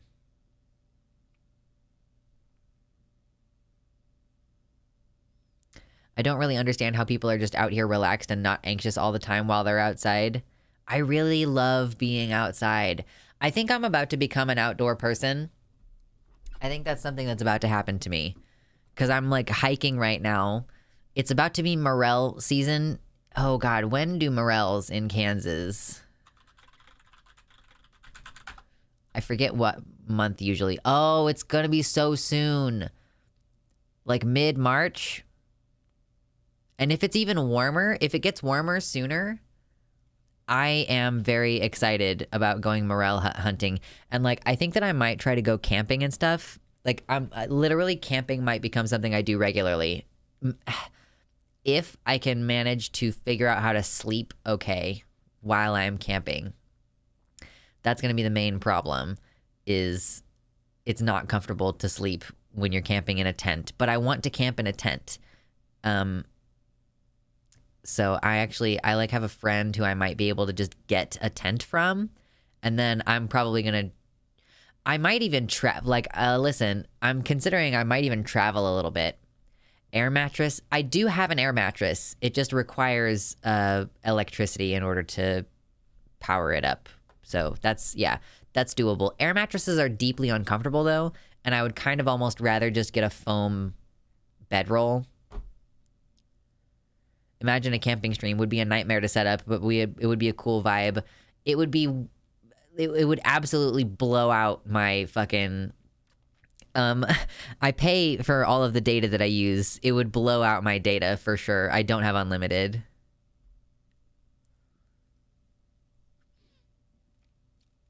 Morel hunting? I don't have to hunt for L's. They find me. True.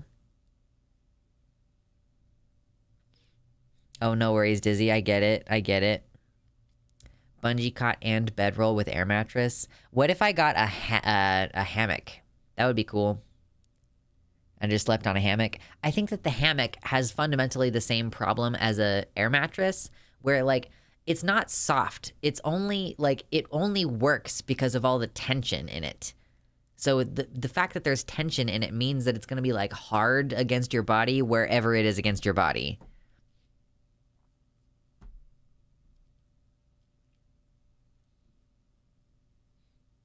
I hate bringing up PTSD to people. Same for living on disability.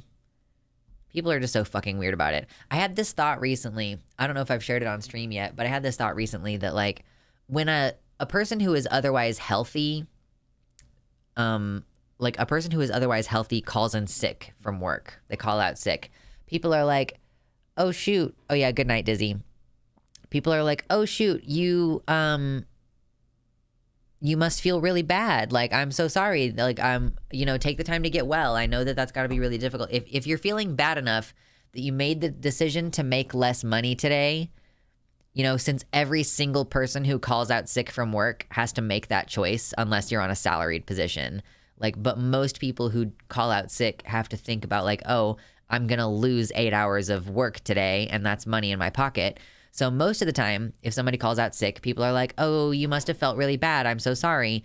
But when you're disabled or chronically ill and you're calling out sick more frequently, people do not treat you that way.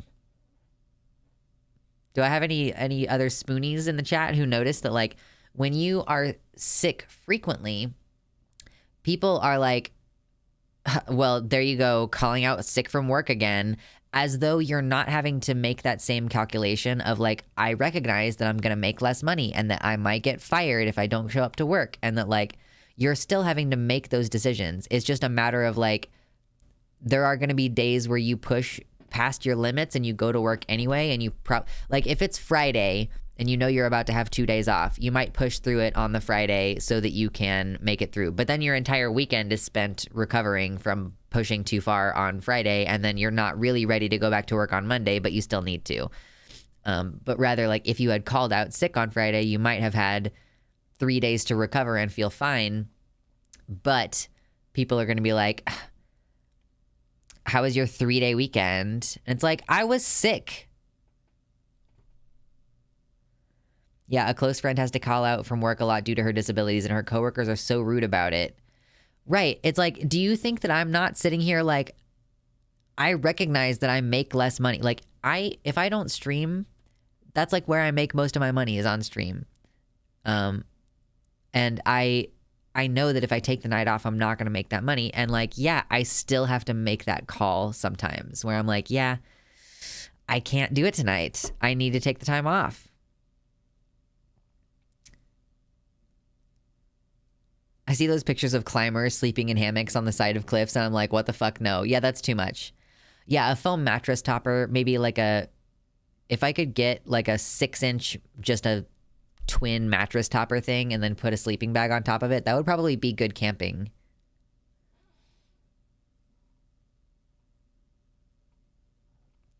Excuse me.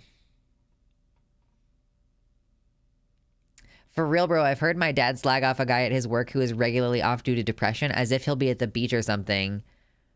I mean, a depressed person probably should go to the beach. Except that you live in the UK, in which case, like, don't go to the beach. That sounds like a cold, miserable, depressing day.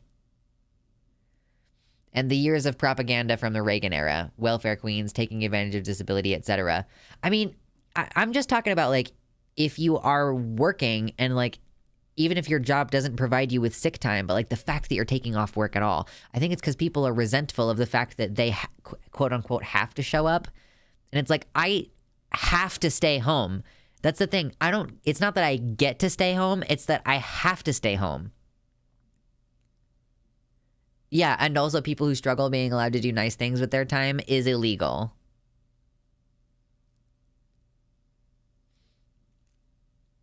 It's annoying. But I don't think we kind of finished talking about it earlier, but like, I'm glad that Keffels is getting the help that she needs. And I hope that when she comes back, she is in a much more stable place. When I go camping, I sleep on top of a thermarest inside my tent. Ooh, Max Wolf in the YouTube chat. What is a thermarest? It's a sleeping pad. Okay. I think one of my buddies has a sleeping pad kind of like this. I was hoping for something like a little bit thicker, I think. Because my shoulders hurt when I sleep on like a hard surface, you know? I got chewed out once for wearing nice pants that I had saved up for. Because how did you afford that if you're disabled? As if disabled people should be poor forever and have no nice things. I don't think that people think disabled folks deserve like to live a good life. Like, I think that folks, I mean, honestly, it's not just a good life. I think people are fundamentally resentful of the fact that disabled people are like alive. Truly. Clipped. Oh no. Clipped and shipped. Neat. Gotta be smarter. Gotta be smarter. Oh gosh. But yeah, I think that there is an amount of resentfulness toward the idea of disabled people like being kept alive in the first place.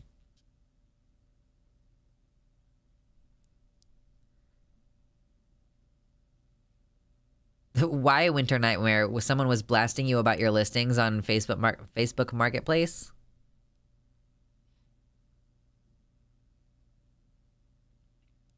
Similarly, the Washington Post published a story about how a 4-day workweek test program was so popular, 4 8-hour workdays at higher pay, not 4 10-hour days, that most of the companies aren't going back to 5 days a week. That's like prissy bitch work, though. That's like I work in an office typing on a computer and I should be working from home anyway. Like, that's, I don't know. Vaush used to get so mad at the neat emote. I know, that's why I don't have it. Because when my website got started, we just like loaded up all of the emotes on Vaush's website, and that was not one of them. I need to figure out if White Nervosa has it, because I liked that emoji. It made me laugh, although maybe it would get old. I don't know. People value others based on productivity. Disabled people as a concept exist based on them not being able to produce. America would readily lap up Hitler's, quote, useless eaters rhetoric.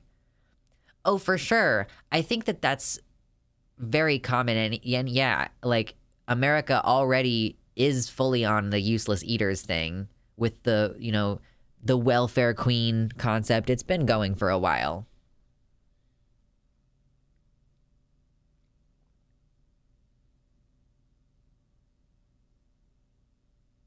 I don't know what Cedar Point is, Shade. Icalo, welcome to the website chat. Hello. Voshites member the neat emote. It's true. I started following Vosh and his stream in right before COVID, actually, like January 2020. Looks like Xanderhall's site still has neat. Yeah, his site started first, so that makes sense. How can I get it?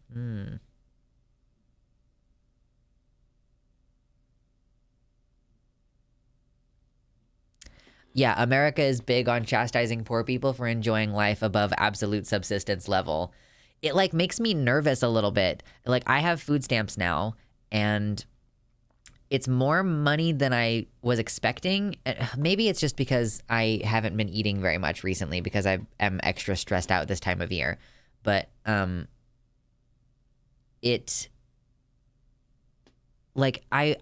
worried a little bit if I end up having a little bit of extra food stamps money.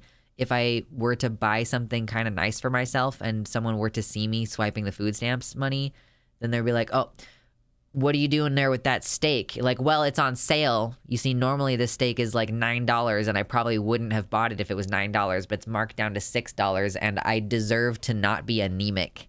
You know what I mean? I feel weird buying food with food stamps because I have Apple products. Right, as though you couldn't have previously had more money than you do right now. Or as though that phone or that car or that purse couldn't have been a hand-me-down. Remember that Fox segment where they talked about how poor people have fridges and microwaves? Oh my god, I think I must have purged that because I don't actually remember.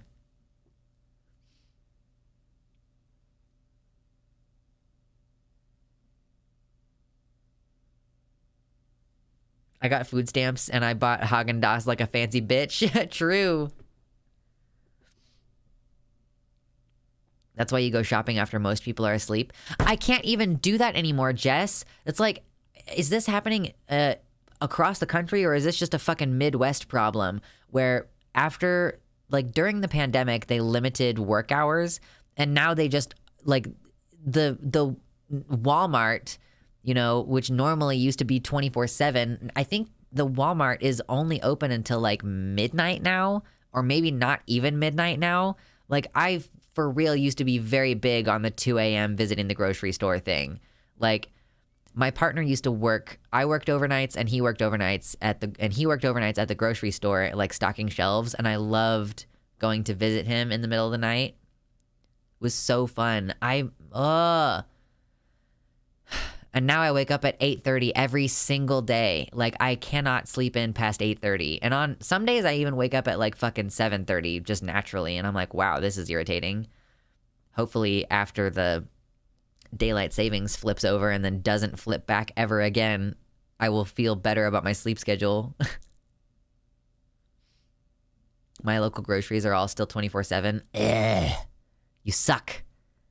I miss being a night owl. I really do. Not like all night, but I miss regularly being able to stay up until, like, I don't know. I really enjoyed staying up until 2 or 3, and I really tried when I moved into this new apartment. I tried to stay up later, but I would go to sleep at 2 a.m. and still wake up at 8. That happened today. I went to bed late last night. I went to bed at like 2 last night, and I woke up today at fucking 8 o'clock. It was insane. I'm like, why does this keep happening to me? I think it's a bit nice that they aren't working the employees all night. They still have people stocking the truck. Like, the truck still comes at night, and so they still do that. Like, they still have employees. They just don't have an open store.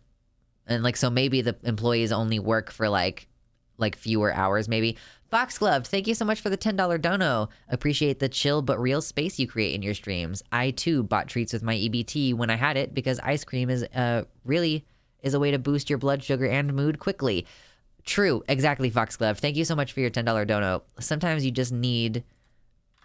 sometimes you just need to eat a little bit of a treat. Yeah, it also means less opportunity for shifts, the double-edged shittiness of capitalism. I want the option to be a night owl, and the option is no longer there. Like, what if I wanted to work overnights? Now I can't. I tried a stocking gig at a Kroger. It was a midnight shift, and it only took one shift for me to break down. Good night, Shade. It's really... I don't know, my partner really enjoyed it.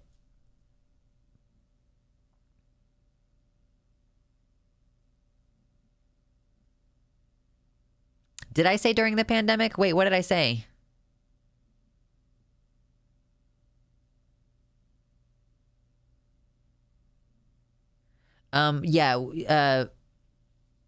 We don't get sick leave in the US. Our friend from Serbia, like, we don't get sick leave guaranteed. It's like each company decides whether we get each company that we work for decides whether we get benefits, basically.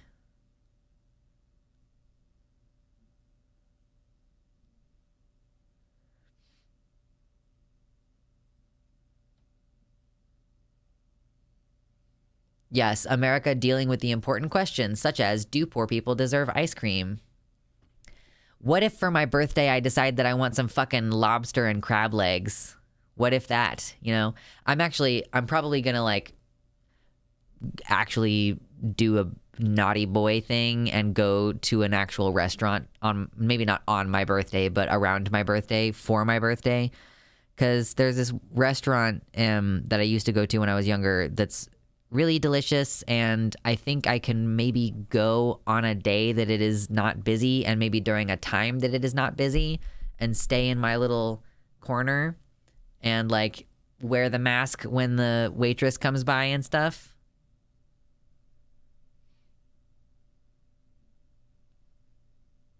I wish I could just do outdoor dining everywhere, but not everybody has outdoor dining.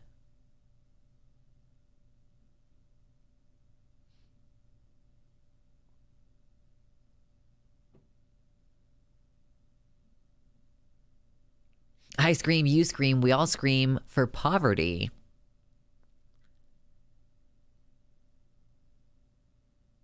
Siegfried lives in New Jersey. In New Jersey, you get paid sick leave after a certain amount of hours worked. Is that like guaranteed no matter what your job is? Man, it sucks living in a Republican state. Holy shit. Wow, you want to go to a restaurant? This is what's destroying America. I mean... it does actually contribute to many problems right now. It sucks. I do feel like guilty about it, but I want to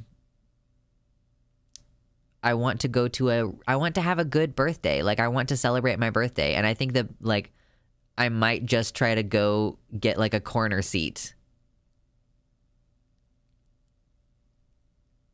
When was the last time I ate at a sit-down restaurant? When it was still relatively early in the pandemic situation, and like my sister-in-law kind of made it seem like this place would be more socially distant than it was.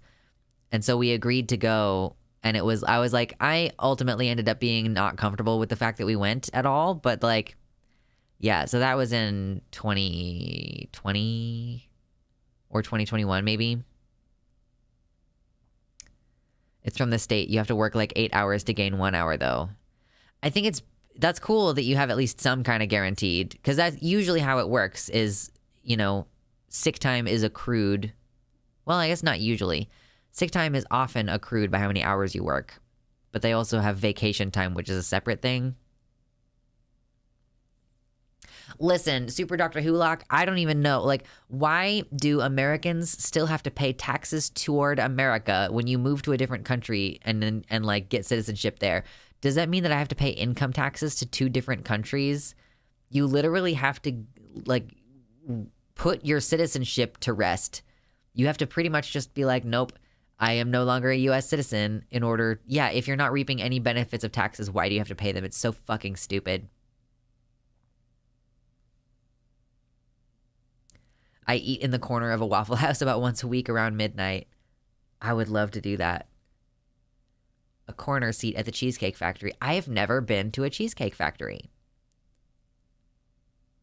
Eating my first meal of the day, a singular Hot Pocket. I do actually think, recently I went to the grocery store at night because I was like, yes, I really want some ice cream or something. I can't remember what the fuck it was.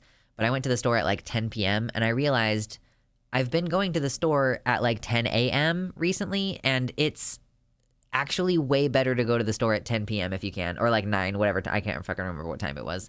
But maybe I should just try to make it I go to the store in the nighttime, very like right before they close.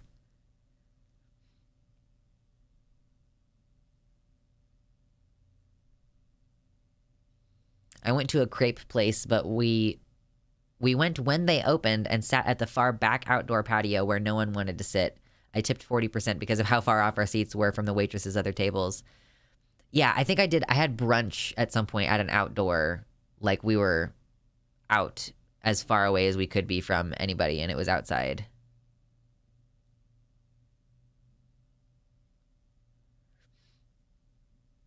What are they going to do? Send an IRS agent to the other side of the world to turn out my pockets? I think the main issue is that if you ever return to the United States, then you will be imprisoned for tax evasion.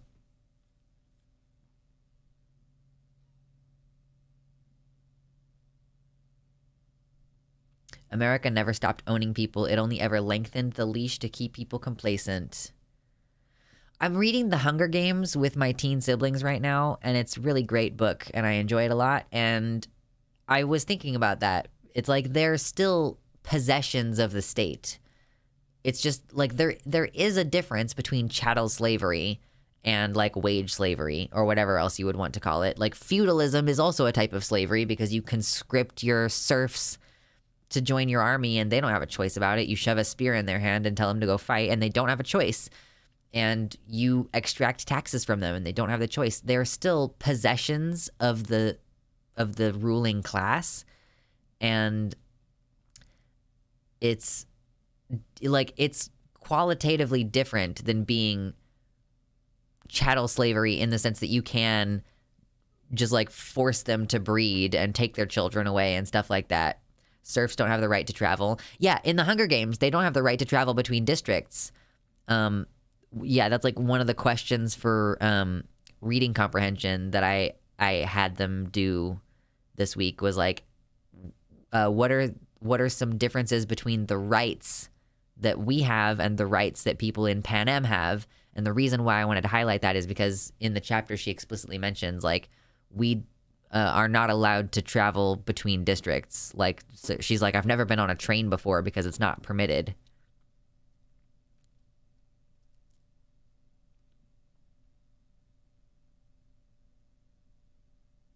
Socially distant, true. It's so close to patio season here in Arizona. If like today was nice enough outside that I would have eaten at a, yeah, like it's just that it gets fucking windy sometimes. It's been more windy in the Midwest the last couple of years, actually, according to the Farmer's Almanac. It's like, or whatever, it's like it's actually been more windy.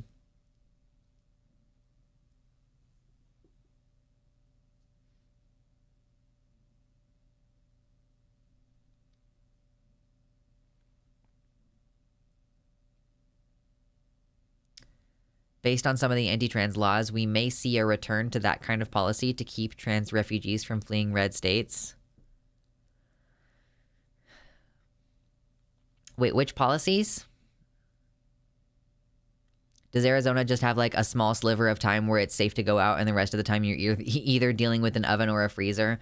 Arizona, I'm going to guess that it's quite similar to New Mexico. I've been to New Mexico. I've not been to Arizona, but it's hot, but it feels good when it's hot because it's dry. So it feels good.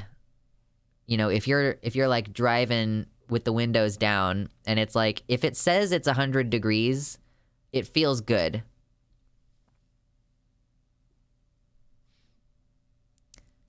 We've had a couple days in the 60s and a couple days in the single digits. It keeps going wildly back and forth, which is the reason why there's not going to be any morel mushrooms yet.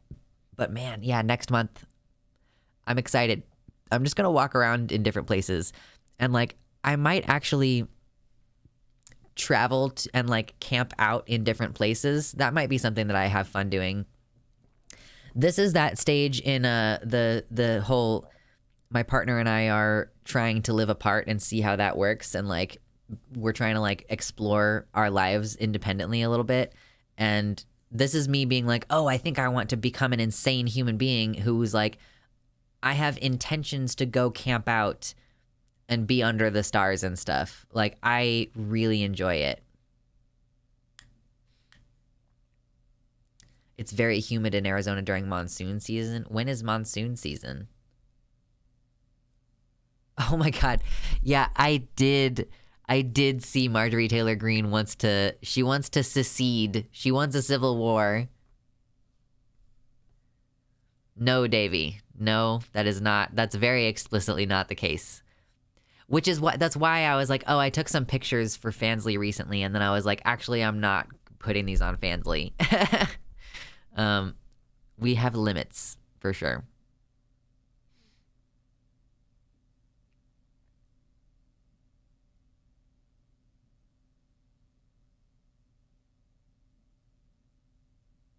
Oh, yeah. States which are trying to file trans healthcare as child abuse are inviting the legal battle regarding crossing state lines to escape child abuse recrimination. Oh, that's really interesting. I had not thought of that. Spring and fall. Okay. I'm so grabbing my femboy BF and running in the woods. Truly, yeah, no, I actually, it might be too cold to go camping. I was really sincerely thinking about trying to bust ass and find someone who has a tent so that I can go camping this weekend. But I think maybe I'll wait. I am a crazy person. We don't like bugs, though. That's going to be the problem, is we don't love bugs. And we also really don't love the smell of off, but we need to use it. Guys, did you know that capitalism? True. I've never looked up this, like, child abuse crossing state lines laws. Let me see. Kind of cringe. True. Okay. Yeah, if abuse involves a child transported across state lines, it is a federal crime under the Mann Act. Well, that fucking sucks. No, I mean, yeah, disclaimer, you're not a lawyer, but you're correct that, like, I've not really ever looked into the Mann Act. It's a federal law that criminalizes the transportation of, quote, any woman or girl for the purpose of prostitution or debauchery or for any other immoral purpose.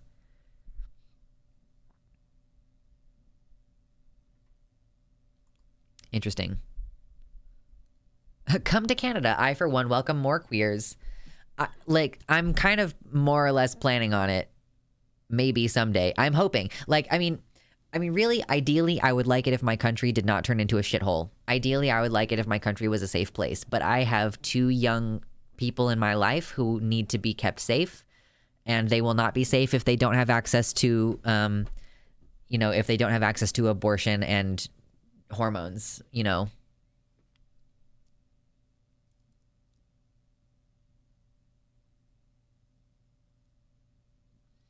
When I lose access to my HRT, I will honestly consider myself to have lost basically everything and will consider packing up and hitching a train to wherever, honestly. if it becomes a situation where we cannot access HRT at all, which is like, you can use GoodRx and other things like that in order to get reduced cost hormones. It's like $30 a month for testosterone. So like if you don't have $30 a month, I guess you're super fucked. But like if you have $30 a month, you should still be able to get it. Estrogen is not that expensive.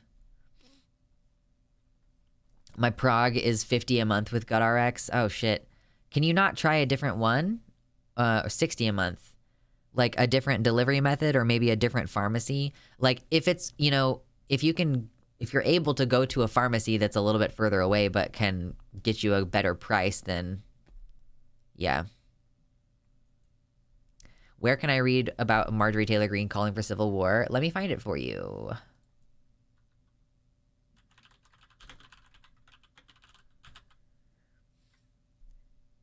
Yeah, it's only available in capsules.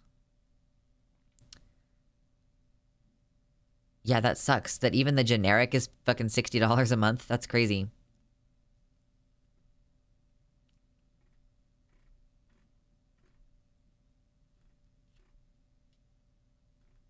Where is it?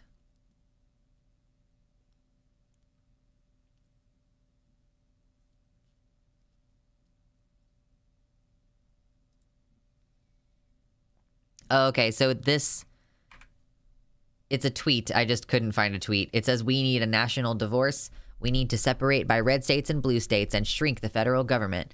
Everyone I talk to says this. From the sick and disgusting woke culture issues shoved down our throats to the Democrats' traitorous America Last policies, I don't really like the new fucking I have to click read more on a tweet. That's pretty irritating.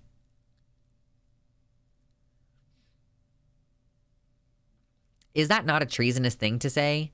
If you're like, we need to secede, is that not... Like, why are you in government if you think that the United States government, as it exists currently, should not exist?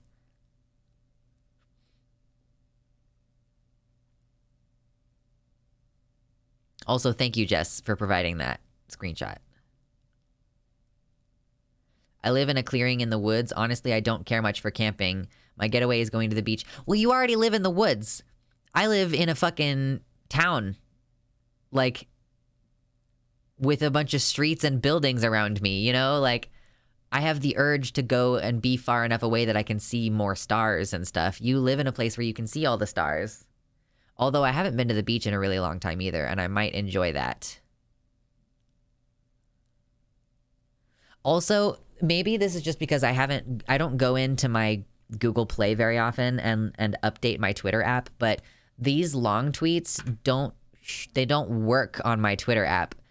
If I click show more, it takes me to like my phone's web browser to view the tweet. It's very irritating.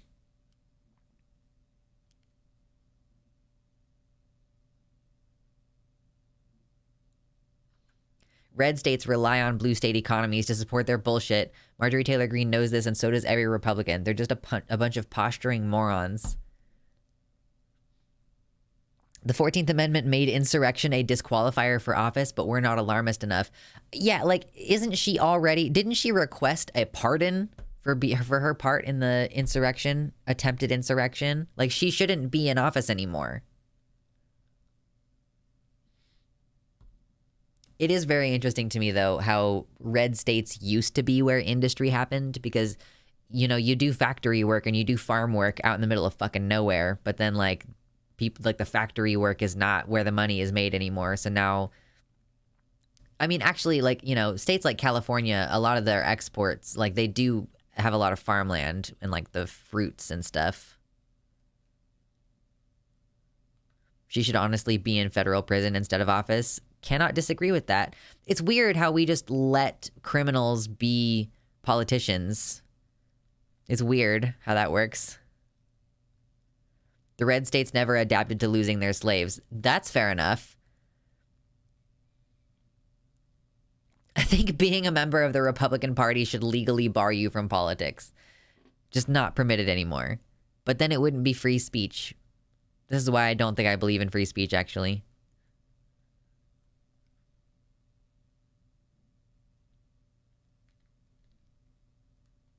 IDK, what happened? Your website said I'm not logged in, but I am. Maybe you just need to clear your cache.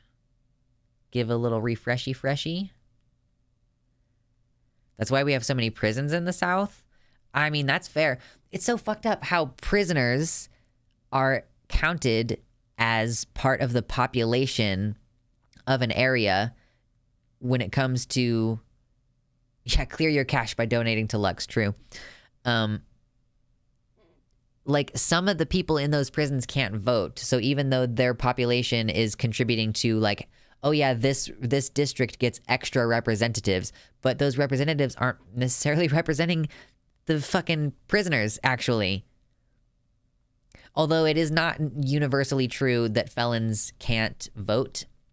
It's, most of the time felons can vote. It's only in a couple of states where they absolutely never can, and then there's a couple states where they have to ask permission to be able to vote again.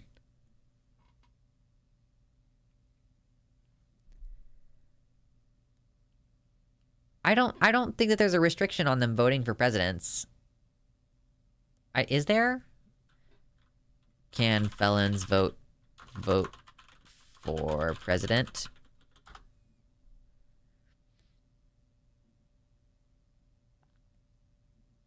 It depends on place by place. It's not like federally illegal or anything.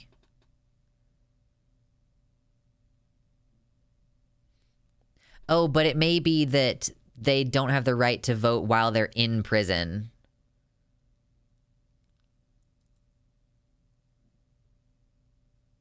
Reading about it now.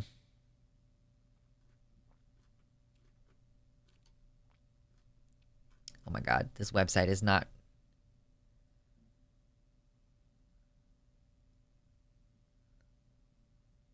Yeah, this website says most states restore the right to vote to citizens after they complete their sentences. So it seems like there's a possibility that, like, you can't vote while you're in prison if you're in there for a felony, but once you are out and you've served your sentence, you can go ahead. True story. In the early 2000s, Susanville, California got a massive blockbuster video because they built it based on the town's population, which was 80% prisoners from the Susanville prison. Yeah, state by state. They can vote for president, but only for Trump, true.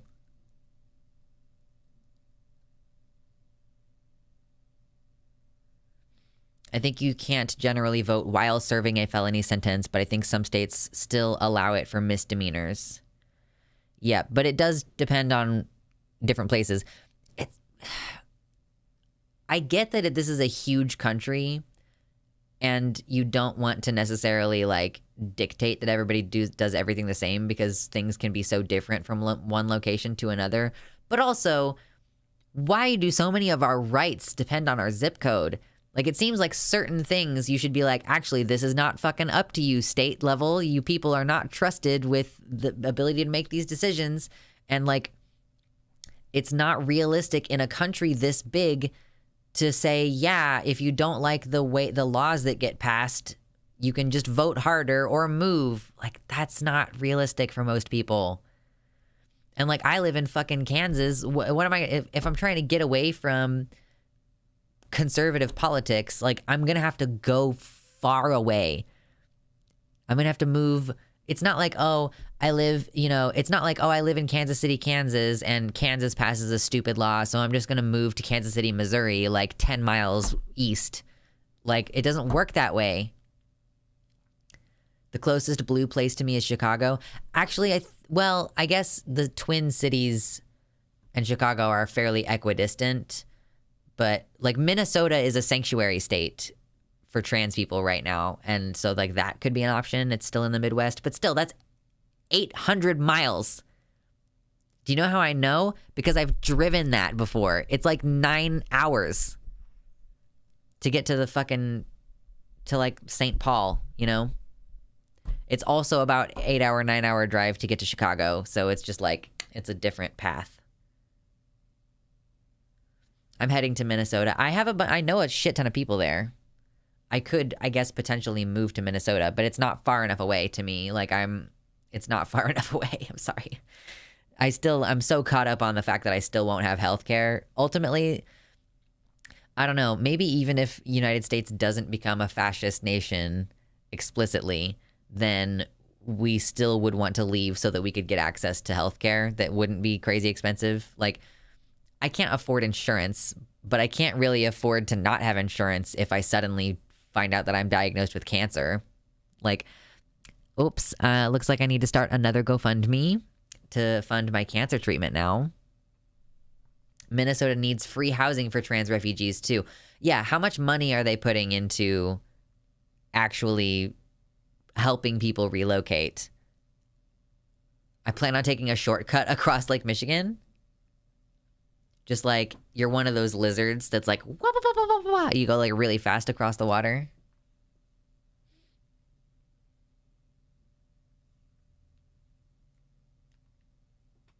Hello, Julie. Welcome, welcome.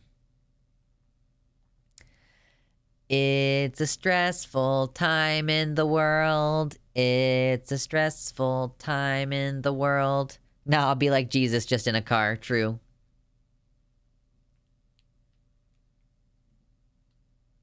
I don't even want to drive if I go anywhere. I'm in Central Texas and it's like 600 miles to the nearest state border. I would have to stop somewhere in rural Texas no matter what, and I don't want to get hate crimed. I feel like if you, regardless of your genital setup, Gatorade bottles work really well for pissing on a trip.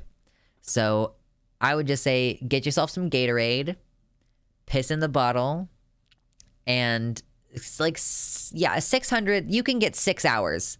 600 miles is only about 6 hours. You can for sure you can go 6 hours. Gatorade bottles are big enough to fit your whole dick into. Exactly. Gatorade bottles are too small. Disclaimer, don't actually try that. Yeah, don't actually try that, to be clear. 600 miles is like 8 to 10 hours. Wait. I thought it was like 800 miles. Yeah, good night, Super Dr. Hulock. I thought it was like 800 miles for me to get to the Twin Cities the last time I went there, and that it was like...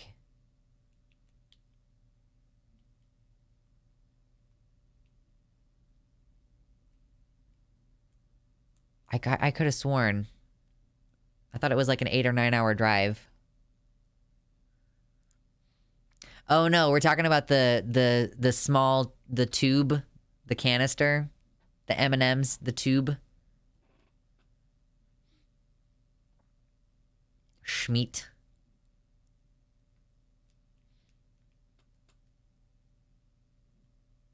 Yeah, the cylinders. Yeah, the cylinders. That's what I was trying to get to. Thank you for that. Dicks. Good grief. Oh, I don't need all these tabs open. There's too many tabs. Too many tabs. I'm actually going to leave open the tab about the Mann Act because I need to fucking Google that. It could, like, here. Oh. I don't want to do a lot of analysis on this because it's late in the stream and I am probably going to have to make an actual video about this at some point in the future. But yeah, it's very true that with the fact that these states are declaring that putting kids on hormones or blockers is child abuse, then if you leave the state in order to get that health care, that's considered crossing state lines to avoid prosecution for child abuse. And if that is criminalized or if it's going to raise the question, and then they're going to have to federally determine whether this is child abuse or not, which with our current government, I am not excited about the idea of that. Because it's the Mann Act, right? Like, this would have to go to the Supreme Court, right? Like, they would have to delineate that. on the national level. And I'm really not interested.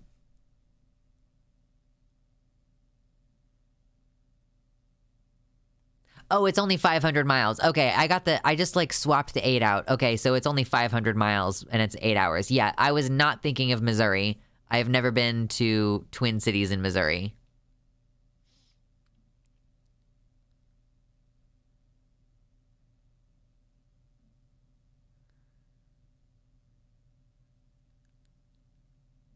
So yeah, I guess it would be like a 9 or 10 hour stretch to get out of Texas if you live in the Central Texas area that you were saying. Get a gas can. Get a 5-gallon gas can and some Gatorade bottles, and you'll be able to make it out. Get your snackies. Get your beef jerky. Delicious. Quad cities in Iowa. Mo cities, mo better. Listen, here's my thing about Iowa, okay? Every single time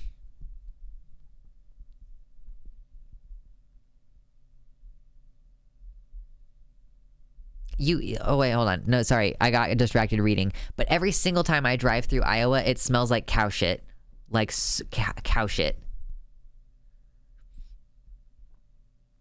You could keep it in the trunk, couldn't you? You could keep the gasoline in the trunk.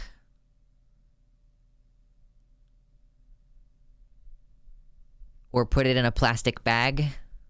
Like put the gas can that's the correct container, and then like put a trash bag around it to seal in the vapors.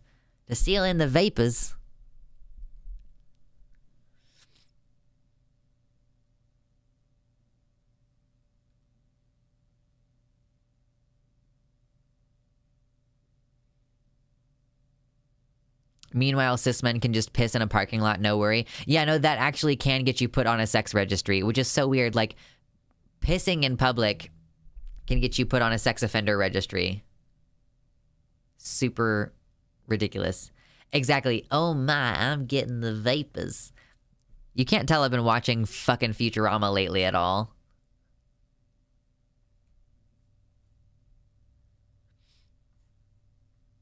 I'm not saying that you can't physically whip your dick out and piss in a parking lot. I'm saying you can't legally whip your dick out and piss in a parking lot.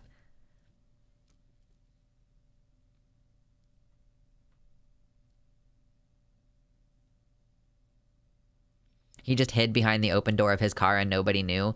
Yeah, listen, I've been a tradesman before, and like, you know, sometimes you're installing solar panels in the middle of a fucking like field and there's no bathroom. And, like, yeah, you just kind of have to, like, open the door and piss, like, on the ground right there.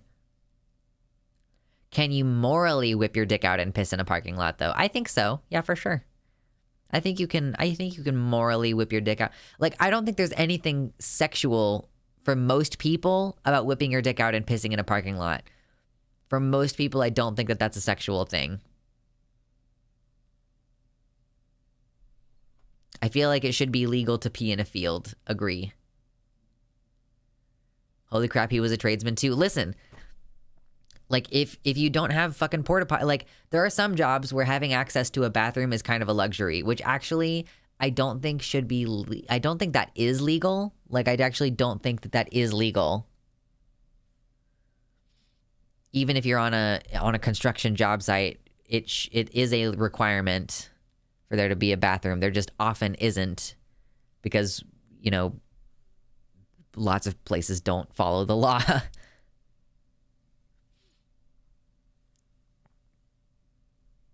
Honestly, I feel like it should be legal to go out in public topless. I mean, sad thing is it used to be for me. I just ruined it by taking estrogen. So actually in Kansas, it is legal to be nude outside so long as you are not performing lascivious acts. And there are probably some limitations around not doing it around schools, but it is legal to be topless in Kansas, I believe. Because there was a court case a while back about like a guy was taking nude walks and he just his route happened to be taking him near an elementary school. And so people kept calling the cops on him and they were like, okay, it's not illegal for you to be nude, but we're gonna need you to not go near a school when you do it. After I get bottom surgery, I'm 1,000,000% getting top surgery. Yeah, it's time for you to have those, the sexy trans mask scars. Also, Finster just proved that you don't even need estrogen to have illegal titties. That's true. I just want to be able to not wear a shirt. Also swim. I feel that on the swimming. Maybe that's going to be one of the things that's appealing about going camping in different places, is that I'll be able to swim in, like, lakes and stuff, instead of, like, being like, oh, I can't go swimming because if I go to a swimming pool, then there's going to be a bunch of people there, and I don't want to deal with being around people.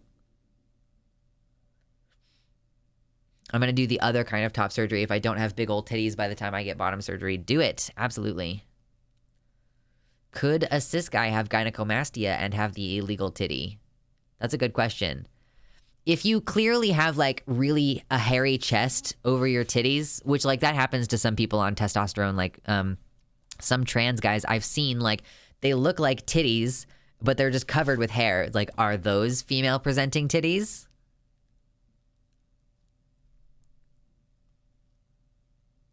Dude, I'm so fucking excited to be able to go through an airport and not have to get scanned twice. Honestly, canceling my trip to Seattle has made me feel a little bit better because I was worried about the prospect of going to an airport and, like, flying on an airplane. And now I don't need to do that until much later. They're certainly smuggy presenting, true. Hairy trans guy chests are so fucking based for real. Hairy chest in general, really. You know, I would never have thought that, like, hairy chest would be a thing that I missed. But, like, smuggy moment, I guess. Like, my partner has a fairly hairy chest, and recently I was having one of those moments where you're like, remember when physical intimacy was a thing? And then it's like, I was like, yeah, I miss the, like, skin-to-skin contact, but also, like, specifically the hairy chest skin-to-skin contact, which I was like, that's so weird. I guess if you find someone hot, then it kind of just, like, any of their body parts are basically hot at that point. You're like, yeah. It, like, even if I'm not thinking, like, oh, I really am into how fuzzy your ass is, but, like, it's part of your body and your body is sexy. Like, it just is how it is at that point. That's the demisexual in me, I suppose. I like when my partner and I are both smooth and we get all sweaty and slippery and roll around like slippery slugs together. I think there's only been one time in my life where I've been, like, slick with sweat, and I was like, yeah, I like this.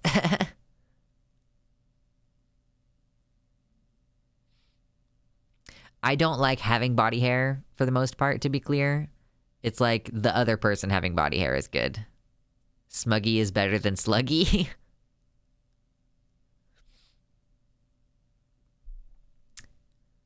I've had to get my dick and or boobs groped countless times by the TSA, not to mention the multi-scans. Why do you fly so much? What are you doing at the TSA so much?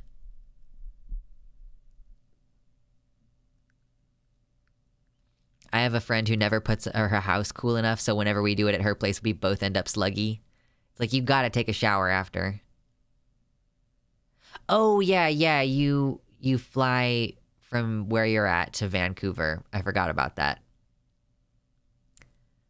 Long distance relationships. They're a bummer. They're a little bit of a bummer.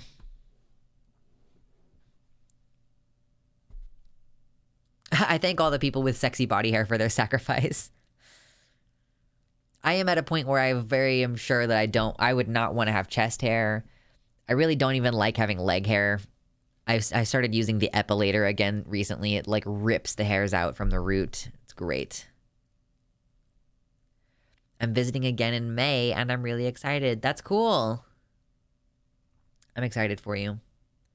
I'm hoping that life feels a lot better in May. Like May, I hope that, yeah, like that's like 3 entire months away from now, and I'm hoping that my life feels a little bit less stressful by then. What kind of epilator would you recommend? I don't have recommendations. I bought like a $20 epilator off of Amazon. Just get one. It may be better. True. Spring cleaned the mental illness. Oh my god, true.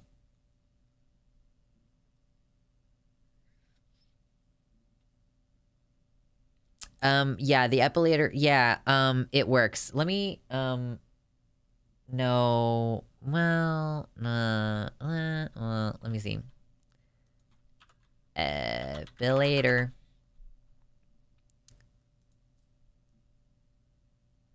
So I got this little pink one. I think this is the one that I got. Braun, that seems like it. So yeah, it just has these like, you can see these little pinchy bits.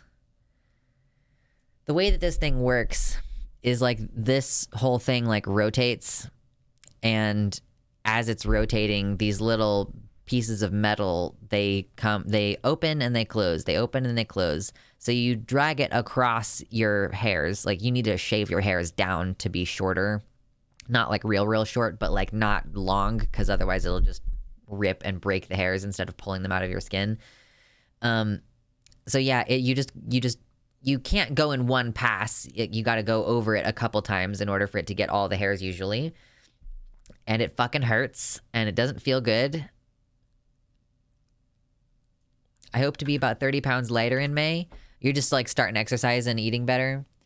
I have been exercising more, and I like that. And I'm going to try to like figure out how to balance the hiking with the calisthenics that I've been doing. And then probably I might try to figure out if there's a way for me to do actual weight training in a safe way. Like maybe I need to go to the gym at like midnight or something. I don't know what the deal is going to be. I'm starting amphetamines again soon, so my weight is probably going to tank. Ooh. I wish for you that you will have the ability to just cognizantly know that you need to eat, and that will override your lack of appetite.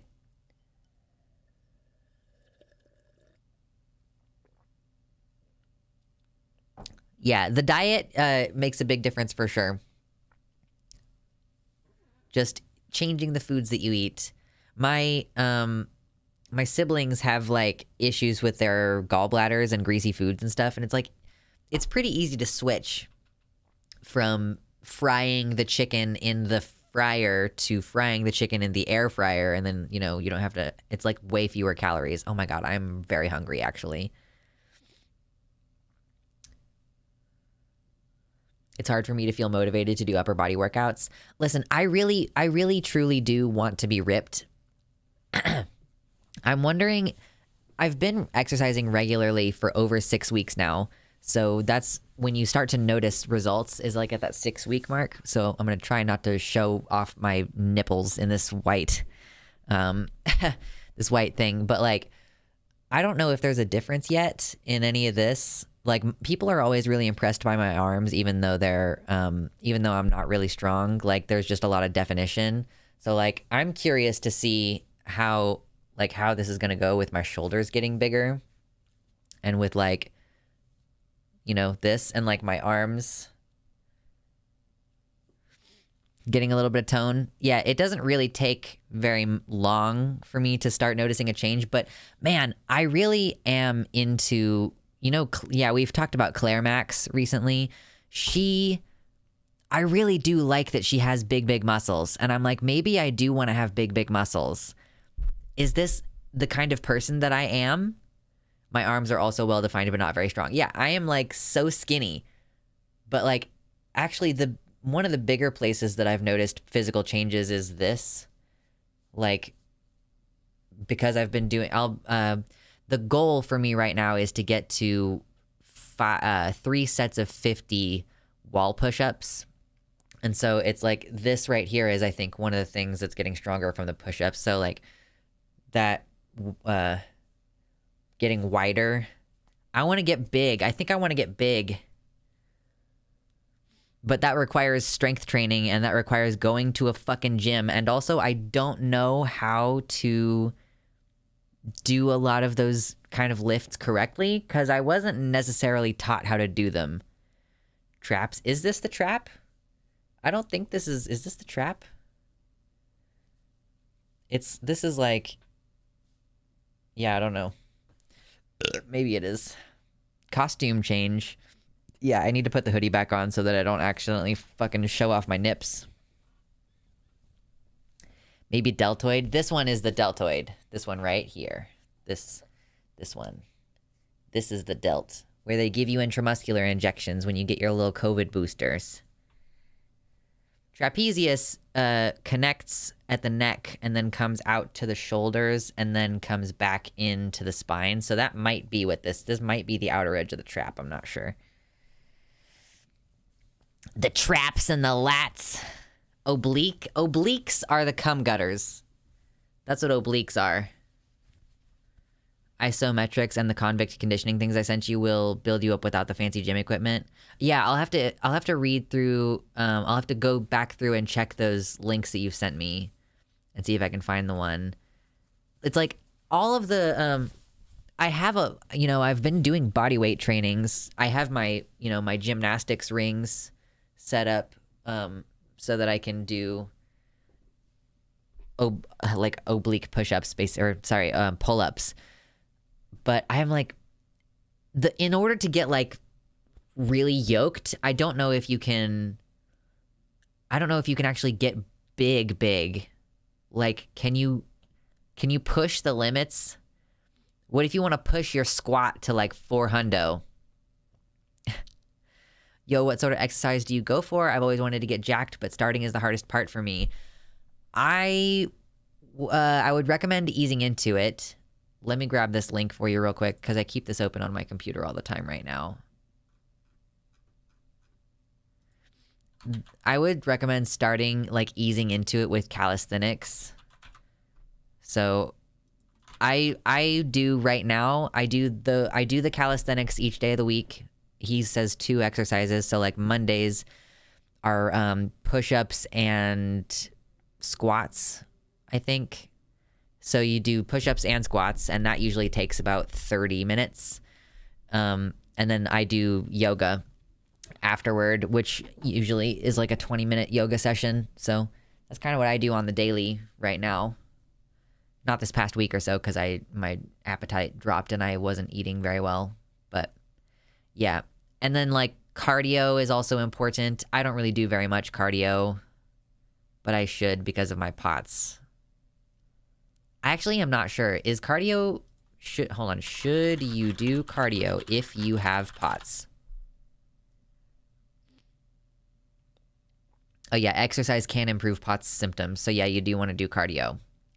But upright cardio can be difficult for a lot of POTS patients. So sometimes you want to do like reclined. If you can do cardio in a reclined position. Oh, this is your lats. Latissimus dorsi. Wait. What does it look like? Yeah, I remember that because when you're doing this guy, you're like when you're on that like machine with the bar up top and you pull the bar down and like that's the strength. You pull the bar down and then you let it go. That's like building up these guys and that's for your lats. So you should do cardio if you have POTS. Latissimus dorsi. Let's look at some muscles. Okay, yeah. So the trapezius is this one that connects at the base of the skull and then comes out to the shoulder and then back down to the spine. And this one, the latissimus dorsi, is the one that wraps around. So that's cool. I used to go to the gym. There's a gym, someplace that I used to live had a gym that was like free for you to go to as long as you lived in that place. Like if you had a driver's license that says I live in the local area, like I think it might have been the county. So it's like if you live anywhere in the county, because this is it's a tax funded gym, that you could just go there whenever, which was great. But I fucked up my back doing a deadlift one time, and I haven't been back to that gym since then. Maybe I did go there more recently so that I could run and I wasn't lifting as much. But yeah. Arnold Schwarzenegger built his physique with nothing any heavier than a 25-pound dumbbell. Repetitions for definition, heavier weights for strength. Careful with any connective tissue issues, however, may want to consult the doctor. Yeah, it's important to ease into it with the connective tissue stuff. Like, if I'm gonna start strength training, it would need to be gentle. But like, what do you mean? You say heavier weights for strength, and it's like, well, if all you have is a 25-pound dumbbell, you're going to hit your plateau really soon, right? I should probably like get a personal trainer friend and offer to pay them some money to explain these things to me. I don't want to put any bulk on my upper body, just my lower. I also want my stomach to be flatter. Yeah, the only way to achieve flatter stomach is to just lose fat, basically, and hope that you're only 2 years on HRT, so you're like just now gonna start seeing fat redistribution. It's like I started getting dysphoric about fat redistribution around 2 years because that's when I started to notice it happening. So you should have your belly, your gut belly stuff will start to move toward your fucking ass and thighs soon. Isometrics, using your own body weight and gravity. Okay, so I just am not familiar with isometrics. I'll have to like look through those things again. I have a completely different face than when I started. That happened around 7 months. Yeah, the face changes happen pretty early on, but like for you to start noticing your ass getting bigger and your gut getting smaller, that takes a little bit longer. Arnold getting strong using no more than a 25-pound dumbbell versus me using a smart bell. Is a smart bell those ones that you can buy nowadays where it's like customizable weights?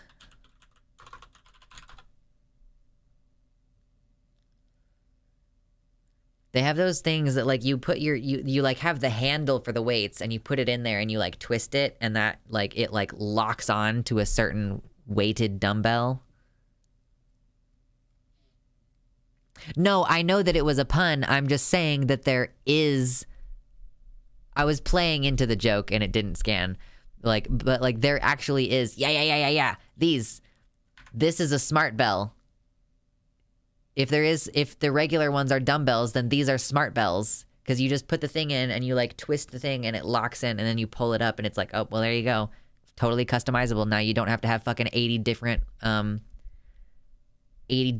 dumbbells just hanging around. I feel like smart bell might be equivalent to a shake weight for maximum hilarity. Yeah, dial weights. Adjustable dumbbells. Yes, I remember the shake weight. I'm shocked that it was a real thing. I really earnestly thought that the shake weight was a South Park exclusive. I truly, genuinely thought that the shake weight was like a thing that they invented and made up, and actually it was real in real life. And I remember seeing one at like the as seen on TV section of the store one time and was like shocked that it was a real thing.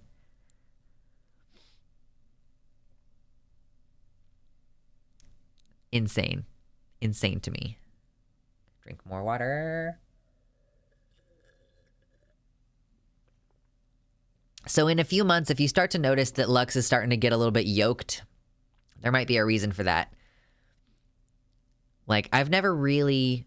I guess there has been a time in my life where I thought that I wanted to be more muscular, but it's been a long time since I really thought about it.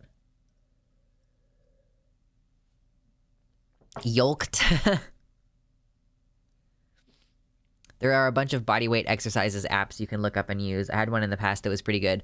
I really like the program that I'm on right now because instead of being like, well, get on the floor and do 10 push-ups, it's like, you probably can't even do 10 push-ups, so we're going to start you doing wall push-ups. And even wall push-ups, you're probably going to struggle at first. Do not adjust your monitors. Lux is in fact increasing. True. Egg whites only? Wait, why egg whites only? I've never been able to do a proper push-up. To build up to proper push-ups, like, you start with wall push-ups, and then you go to, like, a slightly different inversion. Like, you basically start being as upright as possible, just pushing yourself back and forth, and then gradually, like... So the guy that I follow has you do that.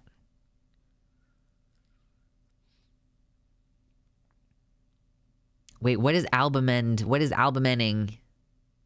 I don't know this. Knee push-ups is what we did in school. Yeah, it could get even easier than that, though. Knee push-ups are still quite challenging to some people. Oh, okay. Oh, I love these books. I love this website for when you can read books this way. Oh, yes. Look at those specimens.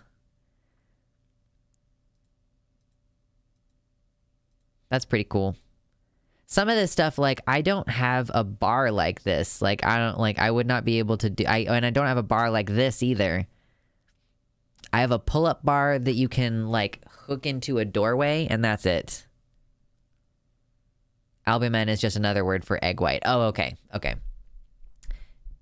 I see. Okay, it's 9 p.m. and I am hungry for dinner. And, like, we keep talking about food, and I think I'm in the mood for sushi. So I am gonna get myself some sushi and eat it and enjoy it and be a happy bean. I hope that you all take good care.